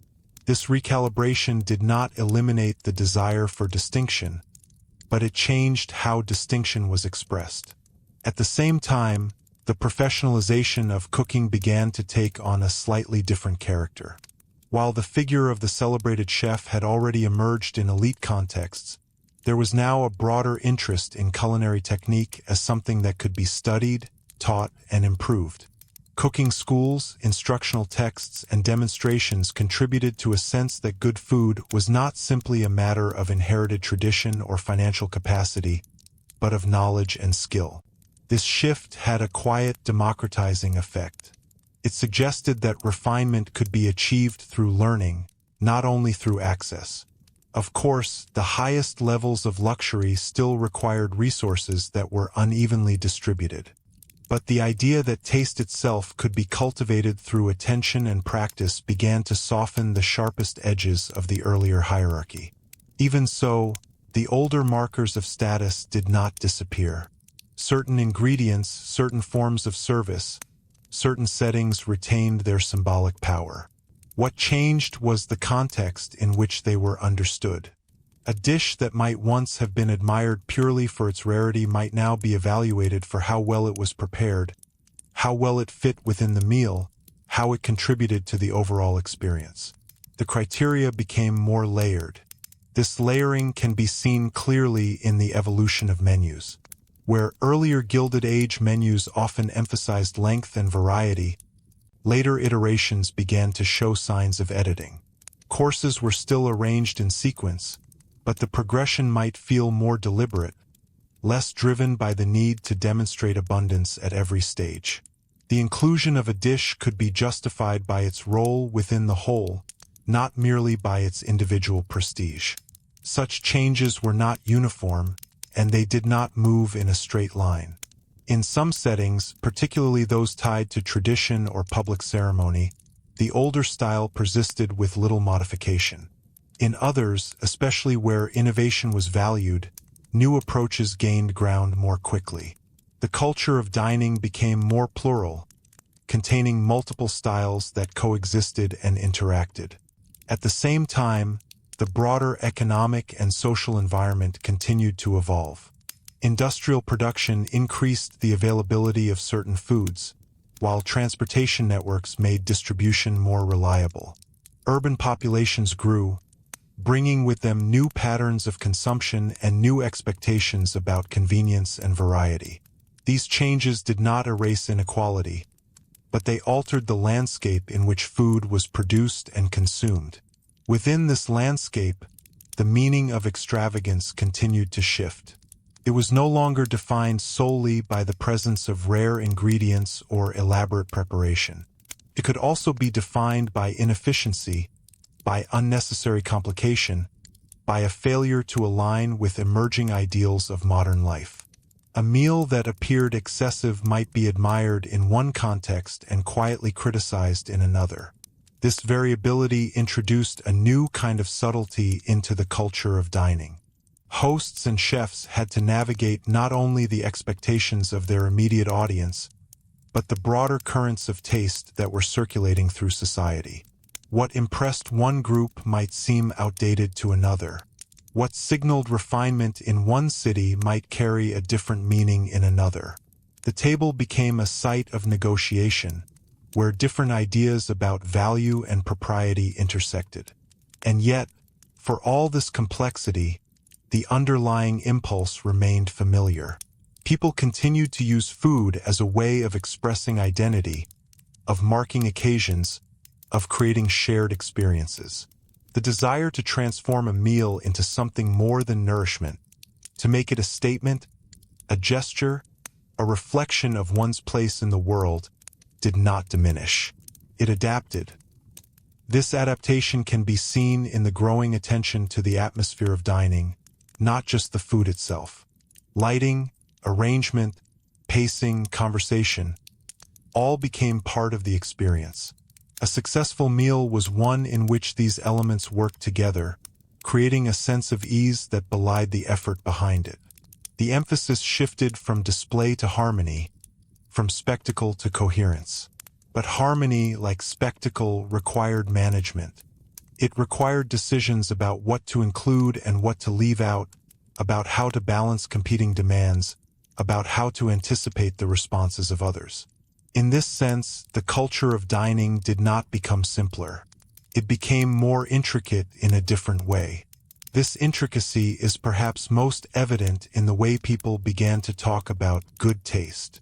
The term itself carried multiple meanings: culinary, aesthetic, moral, and it was increasingly used to describe a quality that could not be reduced to any single element. Good taste involved judgment, restraint, awareness, and a sensitivity to context. It was less about following a fixed set of rules and more about understanding when and how to apply them. Such an understanding could not be easily displayed through sheer abundance. It required a different kind of performance, one that was quieter, more measured, and, in some ways, more difficult to sustain. The absence of excess had to be meaningful, not merely accidental. The presence of luxury had to be justified, not simply asserted. And so the Gilded Age table, with all its elaborate traditions and striking excesses, did not vanish. It evolved into a more complex system, one in which the same elements, abundance, rarity, technique, presentation, were still present, but arranged according to a changing set of expectations. As these expectations continued to develop, they would encounter new challenges, new influences, and new forms of expression that would further reshape how Americans understood the relationship between food, status, and everyday life. As these expectations continued to develop, they would encounter new challenges, new influences, and new forms of expression that would further reshape how Americans understood the relationship between food, status, and everyday life. One of the most subtle yet far-reaching of these influences came from the growing idea that modern life itself required a different kind of rhythm. The Gilded Age banquet had been built around duration, long evenings, extended sequences, a deliberate slowing of time to allow abundance to unfold. But the early 20th century, even in its quieter moments, carried a different tempo. Work, travel, communication, and social obligations began to compress time in ways that made such prolonged rituals harder to sustain as a regular practice. This did not mean that people lost their appetite for ceremony. Rather, the ceremony had to adjust. Meals became more carefully framed within the available time, shaped to fit the pace of a day that was increasingly structured by schedules beyond the dining room. The idea of efficiency, which had already begun to influence industry and domestic life, now touched the table as well. A meal could still be refined, still expressive, but it also had to feel proportionate, aligned with the broader movement of daily life. This sense of proportion introduced a new kind of awareness into the act of dining. Where earlier extravagance had often relied on accumulation, the newer approach required selection. What mattered was not how much could be presented, but how effectively each element contributed to the whole. A dish that once would have been included simply because it was impressive might now be omitted if it disrupted the balance of the meal. And yet, this movement toward selection did not diminish the importance of food as a marker of identity. If anything, it intensified it. When fewer elements are chosen, each one carries more weight. The choice of a particular ingredient, a particular preparation, a particular sequence becomes more deliberate, more revealing. The table becomes less crowded, but more expressive. At the same time, the expanding reach of urban culture continued to bring different culinary traditions into closer contact. Restaurants, markets, and social spaces exposed diners to a wider range of flavors and techniques, some of which did not conform to the established hierarchies of Gilded Age dining.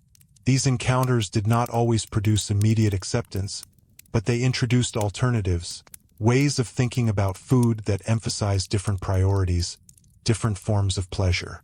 In some cases, these alternatives highlighted the limitations of the older system. A dish that relied on freshness, on the natural quality of its ingredients, could offer a kind of satisfaction that did not depend on elaborate transformation. A meal that unfolded more simply could feel more immediate, more connected to the act of eating itself rather than to the performance surrounding it. These experiences did not replace the elaborate banquet, but they provided a counterpoint, a reminder that refinement could take multiple forms. This multiplicity of forms gradually reshaped expectations. The idea that there was a single correct way to dine, one that followed a fixed sequence, adhered to a specific set of conventions, and displayed a particular kind of abundance, became less certain. In its place emerged a more flexible understanding, one that allowed for variation while still recognizing the importance of care, attention, and intention. Within this evolving landscape, the role of the host also began to shift. The Gilded Age host had often been measured by the ability to command resources, to assemble an impressive display, to manage a complex system of service. The newer model placed greater emphasis on the experience of the guest, not only their impression, but their comfort, their engagement, their sense of ease within the setting. This change, though subtle, altered the dynamics of the meal. Instead of asking, "How much can be shown?" the host increasingly asked, "How will this be received?" The focus moved from projection to interaction, from display to exchange. A successful dinner was one in which guests felt not only impressed, but accommodated, able to participate without strain. This emphasis on accommodation also affected the structure of the meal itself. Courses might be fewer, transitions smoother, pacing more attuned to conversation and comfort. The rigid progression of earlier banquets softened into something more adaptable, more responsive to the flow of the evening. The choreography remained, but it became less conspicuous, more integrated into the overall experience. At the same time, the language used to describe food continued to evolve. Where earlier descriptions had emphasized grandeur, rarity, and complexity, newer forms of writing began to highlight clarity, balance, and harmony. These terms suggested a different set of values, one in which excess was no longer the primary measure of success. Instead, the emphasis fell on coherence, how well the elements of a meal worked together, how they contributed to a unified whole. This shift in language is important because it reflects a deeper change in perception. When people speak differently about something, they often begin to see it differently as well. The Gilded Age table, once celebrated for its scale, began to be evaluated for its proportion. The same meal that might once have been praised for its abundance could now be questioned for its lack of restraint. And yet, even as these new standards took hold, the allure of the old remained. There was still a fascination with the grand, the elaborate, the excessive.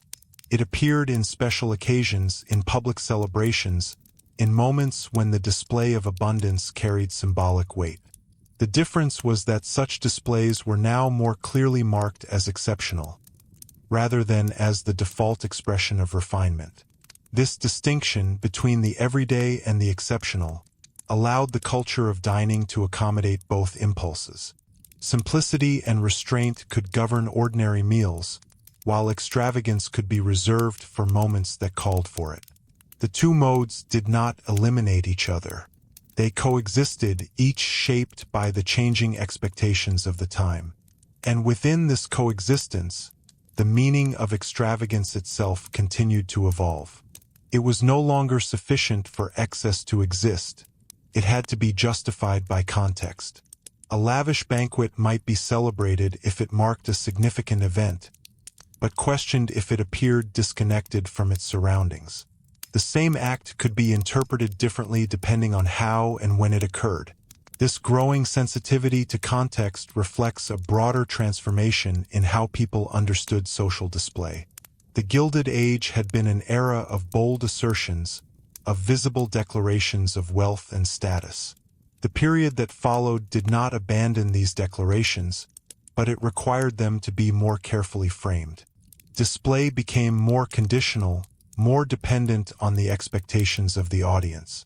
In this sense, the evolution of food culture mirrors a wider shift in American society, from a focus on accumulation to a focus on interpretation.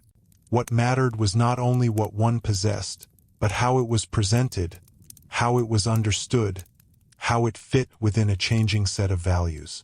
And as these values continued to develop, the table remained a central place where they could be expressed, tested, and, at times, quietly contested, where the legacy of the Gilded Age, with all its successes and ambitions, continued to shape the present, even as the present began to reshape it in return. That reshaping became especially visible when attention shifted away from the spectacle of the table and toward the quieter spaces where food was actually lived with, kitchens, markets, and the routines of preparation that had once been almost entirely hidden behind the curtain of service. For much of the Gilded Age, refinement had depended on concealment. The guest saw the finished dish, the polished surface, the effortless arrival. But as ideas about food evolved, there was a growing curiosity about what lay behind that surface. This curiosity did not necessarily dismantle the hierarchy of labor, but it altered how that labor was perceived. Cookbooks and domestic guides began to describe processes in more detail, not only for practical instruction but as a way of making the act of cooking itself more visible, more intelligible. Techniques that had once belonged to professional kitchens were translated, simplified, and circulated among a wider audience. The knowledge of how food was made became, in itself, a kind of cultural capital. And with that visibility came a subtle shift in values. When the process of preparation is understood, the emphasis on unnecessary complication can begin to feel less impressive. A dish that requires many steps may still be admired, but it can also be questioned. Are those steps contributing to the result, or merely displaying effort? The distinction is not always clear, but the question itself marks a change in perspective. At the same time, the idea of authenticity began to take on greater importance. In the Gilded Age, the transformation of ingredients into elaborate forms had often been a mark of refinement. But as new culinary influences entered the American landscape, there was an increasing interest in foods that retained a clearer connection to their origins. The flavor of an ingredient, rather than its manipulation, could become the focus. This did not eliminate the appeal of artifice. Decorative dishes, molded forms, and carefully constructed presentations continued to appear, especially in formal settings. But alongside them, there was a growing appreciation for foods that seemed more direct, less mediated by technique. The contrast between these approaches, between transformation and preservation, added another layer to the evolving culture of dining. In some ways, this contrast reflected a broader cultural tension between modernity and tradition. The Gilded Age had embraced transformation as a sign of progress, the ability to reshape nature, to control materials, to produce effects that would not occur on their own. But as the 20th century approached, there was also a renewed interest in origins, in the idea that value could reside in what was left unchanged. Food became one of the places where this tension could be explored in a tangible way. Markets, in particular, played a role in this shift. As urban markets expanded and diversified, they offered a wider range of goods, some of which were presented with an emphasis on their source, the farm, the region, the method of production. This emphasis did not necessarily replace the earlier focus on rarity, but it reframed it. Rarity could be linked not only to distance or cost, but to specificity, to the particular qualities of a place or a practice. This reframing introduced a different kind of narrative into the experience of food. Instead of asking only what a dish was, diners could begin to ask where it came from, how it was produced, what made it distinctive. These questions did not eliminate the desire for display, but they redirected it. The story behind the food became part of its appeal. At the same time, the increasing visibility of food production exposed some of the contradictions that had long been embedded in the system. The more people learned about how food was sourced, processed, and transported, the harder it became to maintain the illusion that abundance was effortless. The hidden machinery of supply, labor, logistics, environmental impact began to enter the conversation, not always directly, but often enough to influence perception.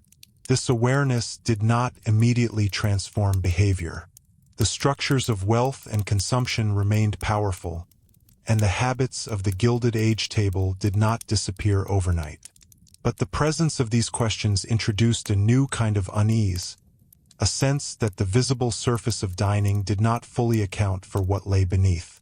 That unease could manifest in different ways.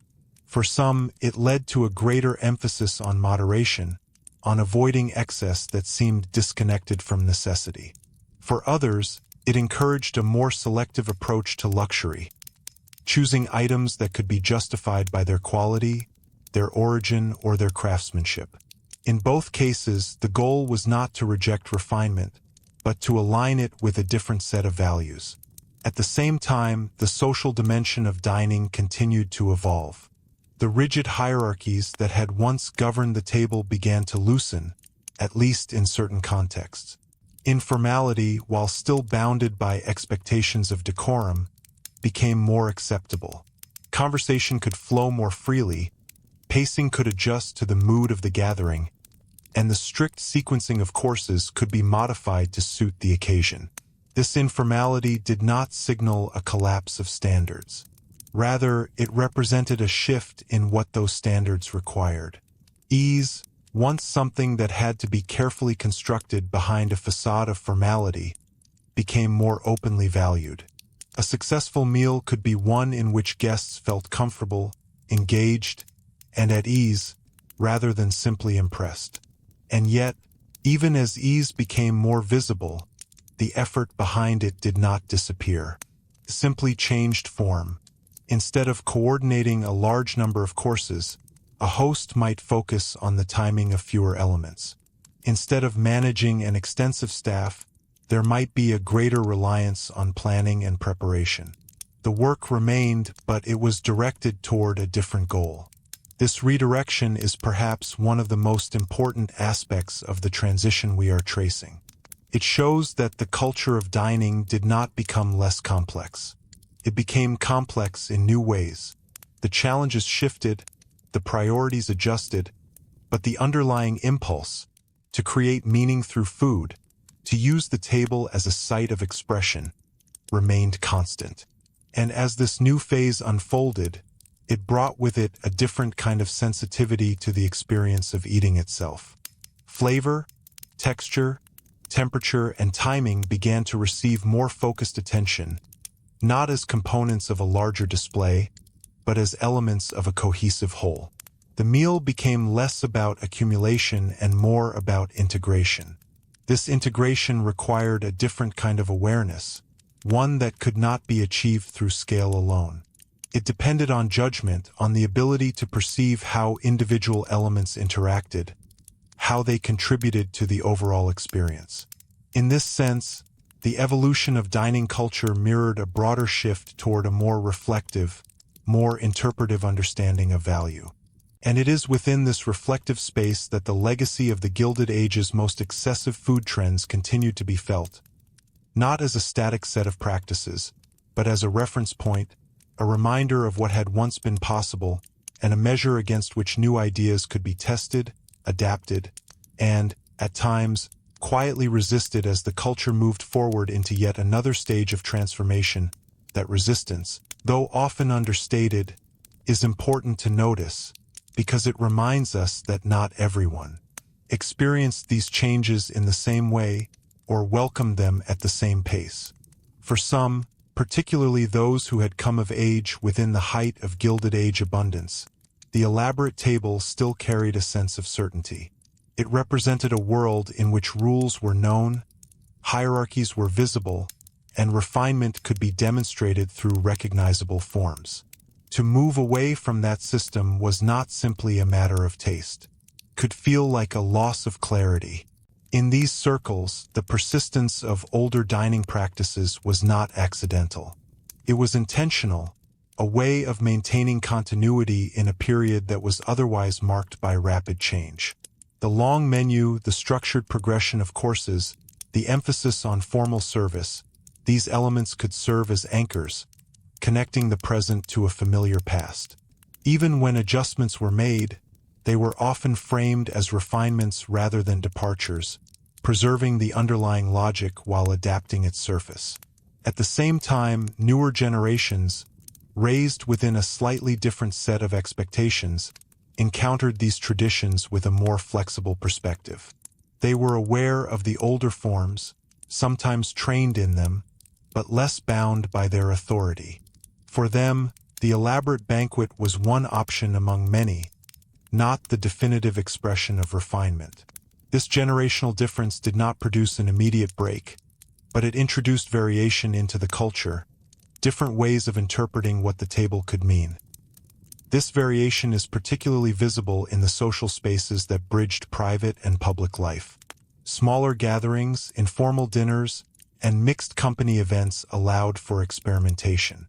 Here, hosts could adjust the structure of the meal without the same level of scrutiny that accompanied large, formal occasions. The result was a gradual expansion of what felt acceptable, new combinations of dishes, new pacing, new balances between formality and ease. And yet, even in these more flexible settings, the memory of the Gilded Age table remained present, shaping expectations in subtle ways. A meal that was too simple risked being read as careless. A meal that was too elaborate risked being read as outdated. The challenge was to find a position between these extremes, one that signaled awareness without excess, intention without strain. This search for balance can be seen in the growing emphasis on seasonality, though it was not always named as such. Hosts and chefs began to pay more attention to the timing of ingredients, selecting foods that felt appropriate to the moment rather than assembling them solely for their rarity. This approach did not eliminate luxury, but it grounded it in a different kind of logic, one that linked refinement to the natural cycle rather than to the ability to override it. Seasonality, in this sense, offered a quiet alternative to the earlier obsession with constant availability. It suggested that value could be found not only in what was rare, but in what was timely, what arrived at the right moment, in the right condition, and was used with care. This idea did not replace the older model, but it provided a counterpoint, a different way of thinking about abundance. At the same time, the relationship between dining and social identity continued to evolve. The Gilded Age had used food as a way of drawing clear distinctions between classes, between levels of refinement, between those who belonged and those who did not. As the culture became more fluid, those distinctions became harder to maintain in the same form. Food still signaled identity, but the signals were less rigid, more open to interpretation. This openness created new possibilities, but it also introduced new uncertainties. Without a fixed set of rules, the meaning of a meal could become less predictable. What one guest read as elegant restraint, another might read as insufficient effort. What one host considered thoughtful simplicity, another might interpret as a lack of ambition. The shared language of dining, once relatively stable, became more nuanced, but also more ambiguous. Ambiguity, however, has its own advantages. It allows for creativity, for the emergence of new styles that do not fit neatly into established categories. In the context of food, this meant that chefs and hosts could experiment with combinations that would have seemed unusual in the earlier period, blending influences, adjusting techniques, rethinking the structure of the meal. These experiments were not always successful, but they contributed to a broader process of change. The table became a site of exploration as well as tradition, a place where new ideas could be tested in a tangible, immediate way. Each meal offered an opportunity to try something different, to adjust the balance, to refine the approach. At the same time, the economic structures that underpinned food production and distribution continued to exert their influence. The expansion of commercial food systems made certain ingredients more accessible, but it also introduced new forms of standardization. Products could be replicated, packaged, and distributed on a scale that was previously unimaginable. This development made some aspects of refinement easier to achieve, but it also raised questions about authenticity and distinction. If a luxury item could be widely purchased, what made it special? If a dish could be reproduced in multiple settings, what gave it meaning? These questions did not have simple answers, but they shaped the way people thought about food. The emphasis shifted, once again, toward qualities that could not be easily standardized: craftsmanship, attention to detail, the subtle interplay of flavors and textures. In this context, the legacy of the Gilded Age's most extravagant trends took on a different character. They were no longer simply examples of excess. They became reference points in an ongoing conversation about value, about what should be preserved, what should be adapted, and what should be left behind. Their very extremity made them useful as contrasts, helping to define the boundaries of what felt appropriate in a changing world. And still, despite all these shifts, the fundamental human impulse remained. People continued to gather around tables, to mark occasions, to express identity through food. The forms changed, the meanings evolved, but the act itself retained its significance. It remained one of the most direct ways in which individuals could engage with one another, with their environment, and with the broader culture that shaped their lives. As this engagement deepened, the table became not only a site of consumption, but of interpretation, a place where past and present met, where tradition and innovation intersected, where the visible and the hidden aspects of food culture could be considered together. And it is within this layered, evolving space that the story continues to unfold, shaped by forces that extend beyond the dining room itself and into the wider currents of American life that were still gathering momentum. Those currents did not move evenly, and nowhere is that unevenness more visible than in the way different regions of the country absorbed, resisted, or reshaped the legacy of Gilded Age dining. In older Eastern cities, where the traditions of elite entertaining had been most firmly established, change often came in measured adjustments. The familiar rituals remained recognizable, even as their details shifted. In newer urban centers and rapidly growing regions, however, there was sometimes less attachment to inherited forms and more openness to experimentation. This geographical variation matters, because it reveals that what we often think of as a single Gilded Age food culture was, in practice, a collection of overlapping practices, each responding to local conditions. Access to ingredients, patterns of immigration, economic structures, and even climate all shaped what was possible and what was valued. The grand, multi-course banquet may have been the most visible expression of the era, but it was not the only one. Beneath it existed a range of dining experiences, from the highly formal to the quietly improvised. In cities shaped by newer industries and populations, dining sometimes took on a slightly different character, less tied to the performance of inherited refinement, more connected to the realities of a changing society. Restaurants in these areas could be places of mixing, where different culinary traditions met and interacted in ways that did not always follow the strict hierarchies of older elite culture.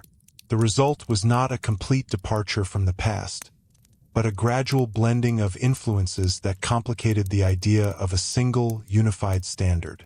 At the same time, the expansion of transportation networks continued to compress distance in ways that affected both supply and imagination. Foods that had once been associated with particular regions could now appear far from their place of origin, altering their meaning. A dish that might once have signaled local identity could be reinterpreted as part of a broader national or even international repertoire. This movement of food blurred boundaries, making it harder to define what was truly exclusive and what was simply newly accessible. And yet, even as boundaries blurred, new forms of distinction emerged. If geographic rarity became less reliable as a marker of status, other qualities took its place. Precision of preparation, subtlety of flavor, coherence of the meal, these became more important, more carefully observed.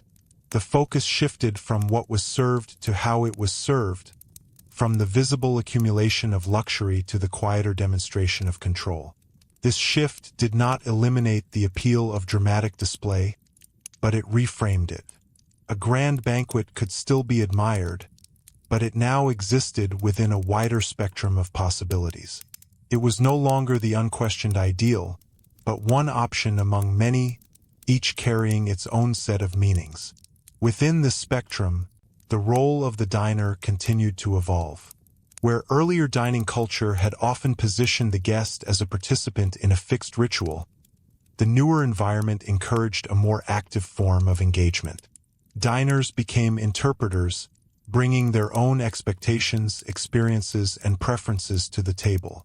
A meal was no longer simply presented. It was experienced, evaluated, and remembered in more individualized ways. This individualization introduced another layer of complexity. If each diner brought a slightly different perspective, then the success of a meal could not be measured by a single standard. It depended on the interaction between host, food, and guest, on the ability of the experience to resonate across different expectations. This made the task of the host more subtle, requiring not only resources and knowledge, but sensitivity to the audience. At the same time, the broader cultural conversation about food continued to expand. Writers, critics, and observers did not simply report on meals. They analyzed them, placing them within larger discussions about society, economy, and identity.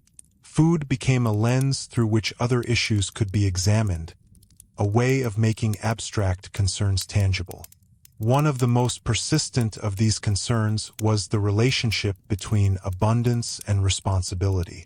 The Gilded Age had demonstrated that abundance could be achieved, displayed, and even normalized within certain circles. But the question of what that abundance meant, how it should be used, how it should be balanced, what obligations it carried, remained open.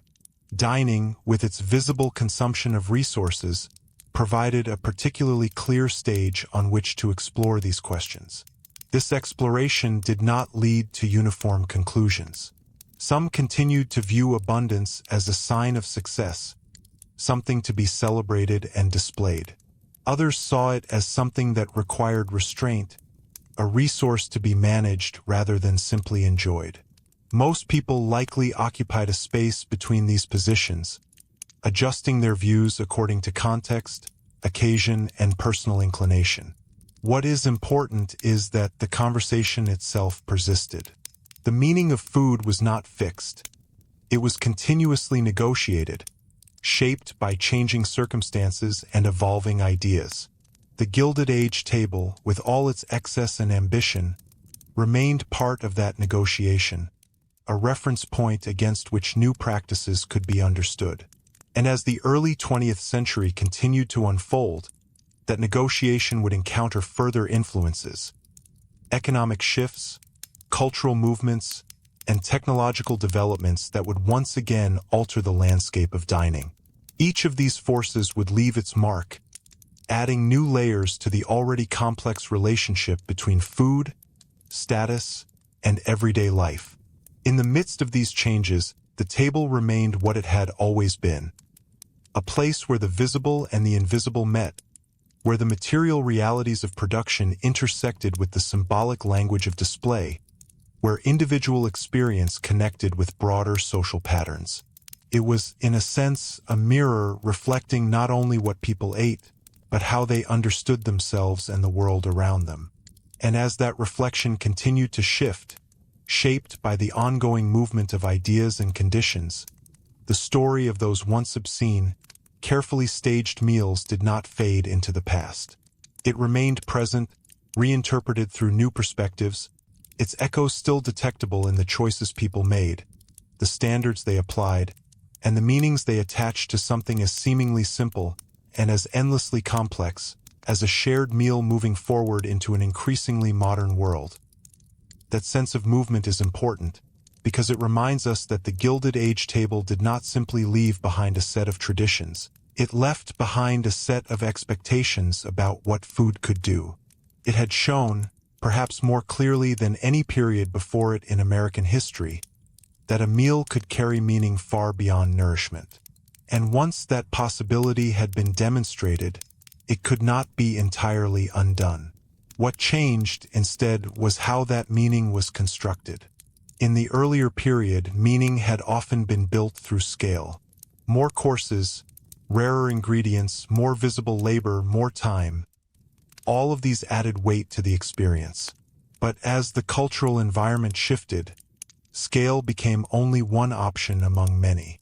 Meaning could also be built through precision, through restraint, through the careful alignment of elements that did not call attention to themselves individually, but worked together to create a sense of coherence.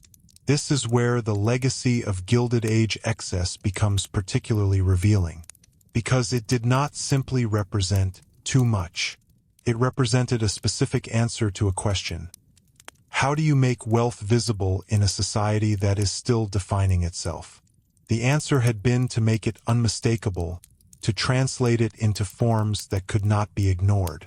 But once wealth became more established, once its presence no longer needed to be asserted with the same urgency, the question itself began to change.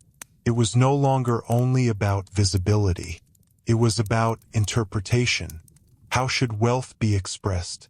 What forms of display felt appropriate in a society that was becoming more complex, more interconnected, more aware of its own contradictions? Food remained one of the most immediate ways to explore these questions. Unlike architecture or art, which could be encountered at a distance, a meal required participation. It involved the body, the senses, the passage of time, could not be fully understood without being experienced. This made it a particularly sensitive medium for social change. As new ideas about modern life took hold, they began to influence even the smallest details of dining. The spacing between courses, the size of portions, the clarity of flavors, these became matters of attention. What might once have been overlooked as minor details now contributed to the overall impression of the meal. The experience was no longer dominated by the accumulation of elements, but by their relationship to one another. This relational quality introduced a different kind of discipline. It required not only the ability to provide, but the ability to edit, to know when enough had been reached, to recognize that adding more might not improve the experience, but diminish it. This form of restraint was not necessarily easier than the earlier display of abundance. In some ways, it was more demanding because it required a more nuanced understanding of how the meal would be received. At the same time, the broader cultural emphasis on modernity continued to shape expectations. Cleanliness, efficiency, and clarity became important values, influencing not only how food was prepared, but how it was presented. The heavy, ornate dishes of the Gilded Age could appear out of step with these values, not because they were inherently flawed, but because they belonged to a different set of assumptions about what refinement required. And yet, even as these newer values took hold, there remained a persistent fascination with the older forms. The elaborate banquet, with its visible excess and careful staging, continued to capture the imagination. It appeared in stories, in recollections, in the way people spoke about the past. It became, in a sense, a symbol not only of wealth, but of a particular moment in American life when the possibilities of abundance had been explored with remarkable intensity. This symbolic quality gave the Gilded Age table a kind of afterlife.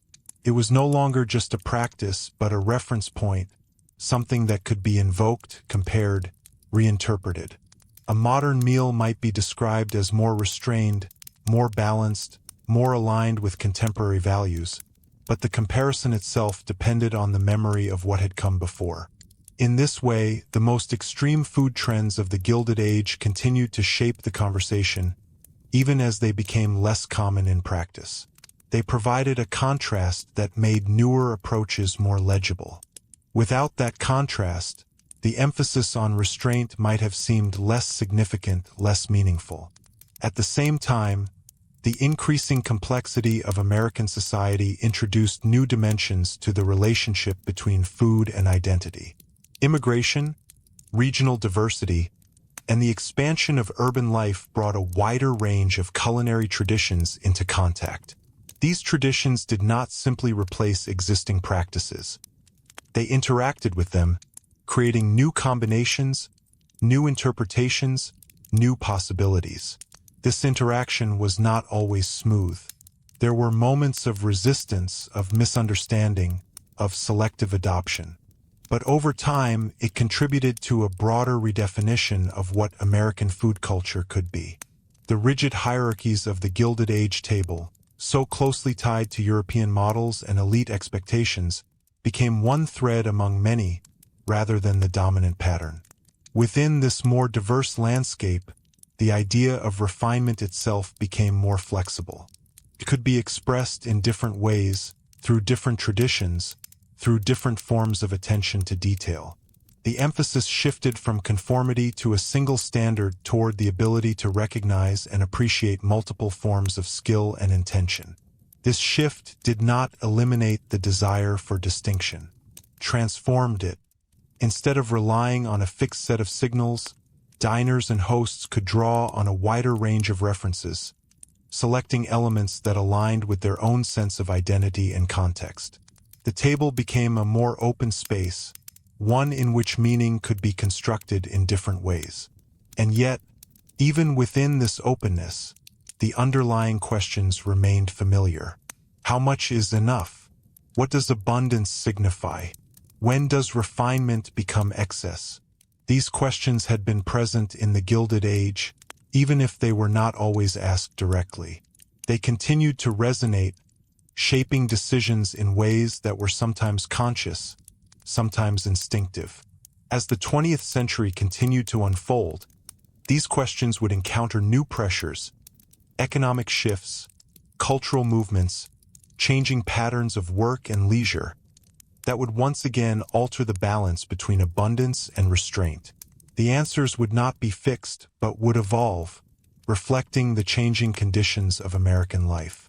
And through all of this, the table remained a place where those answers could be explored, not in abstract terms, but in the concrete experience of a meal, where history, habit, and innovation met in the simple, complex act of eating together, each choice carrying forward a legacy that had been shaped, in part, by those extraordinary, sometimes unsettling, and endlessly revealing food traditions of the Gilded Age, just as new influences were beginning to press more firmly against them, reshaping what would come next.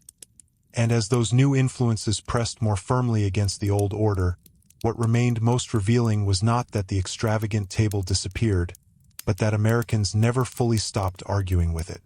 The Gilded Age banquet, with its towers of molded desserts, its endless oysters, its imported delicacies, its silver-heavy rituals and rooms designed to make appetite look like power, became something larger than a style of dining.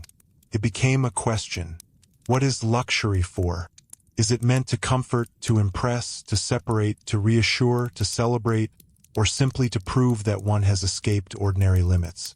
For the newly rich industrial families of the late 19th century, the answer often seemed obvious. Luxury was evidence. It showed that wealth had arrived and intended to stay. It turned private fortune into public legitimacy. A dinner table could do what a bank account alone could not. It could make status visible, theatrical, and socially undeniable. But the deeper story was always more complicated. Because beneath the velvet curtains and French menus were anxious hosts, exhausted kitchens, ecological strain, social competition, and a constant fear of getting the performance slightly wrong. The meal that looked effortless often depended on enormous effort. The dish that looked elegant often concealed waste. The custom that appeared refined often began as a negotiation with insecurity. That is why these food trends feel so fascinating now. Not simply because they were excessive, but because they exposed something permanent about human behavior. We rarely use food only for hunger. We use it to signal belonging, to show care, to mark distance, to imitate, to compete, to remember, to announce who we think we are. The Gilded Age simply did this with unusual honesty.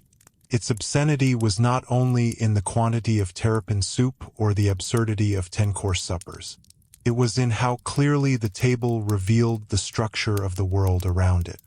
Who served and who was served, who wasted and who worried, who was allowed comfort and who made comfort possible.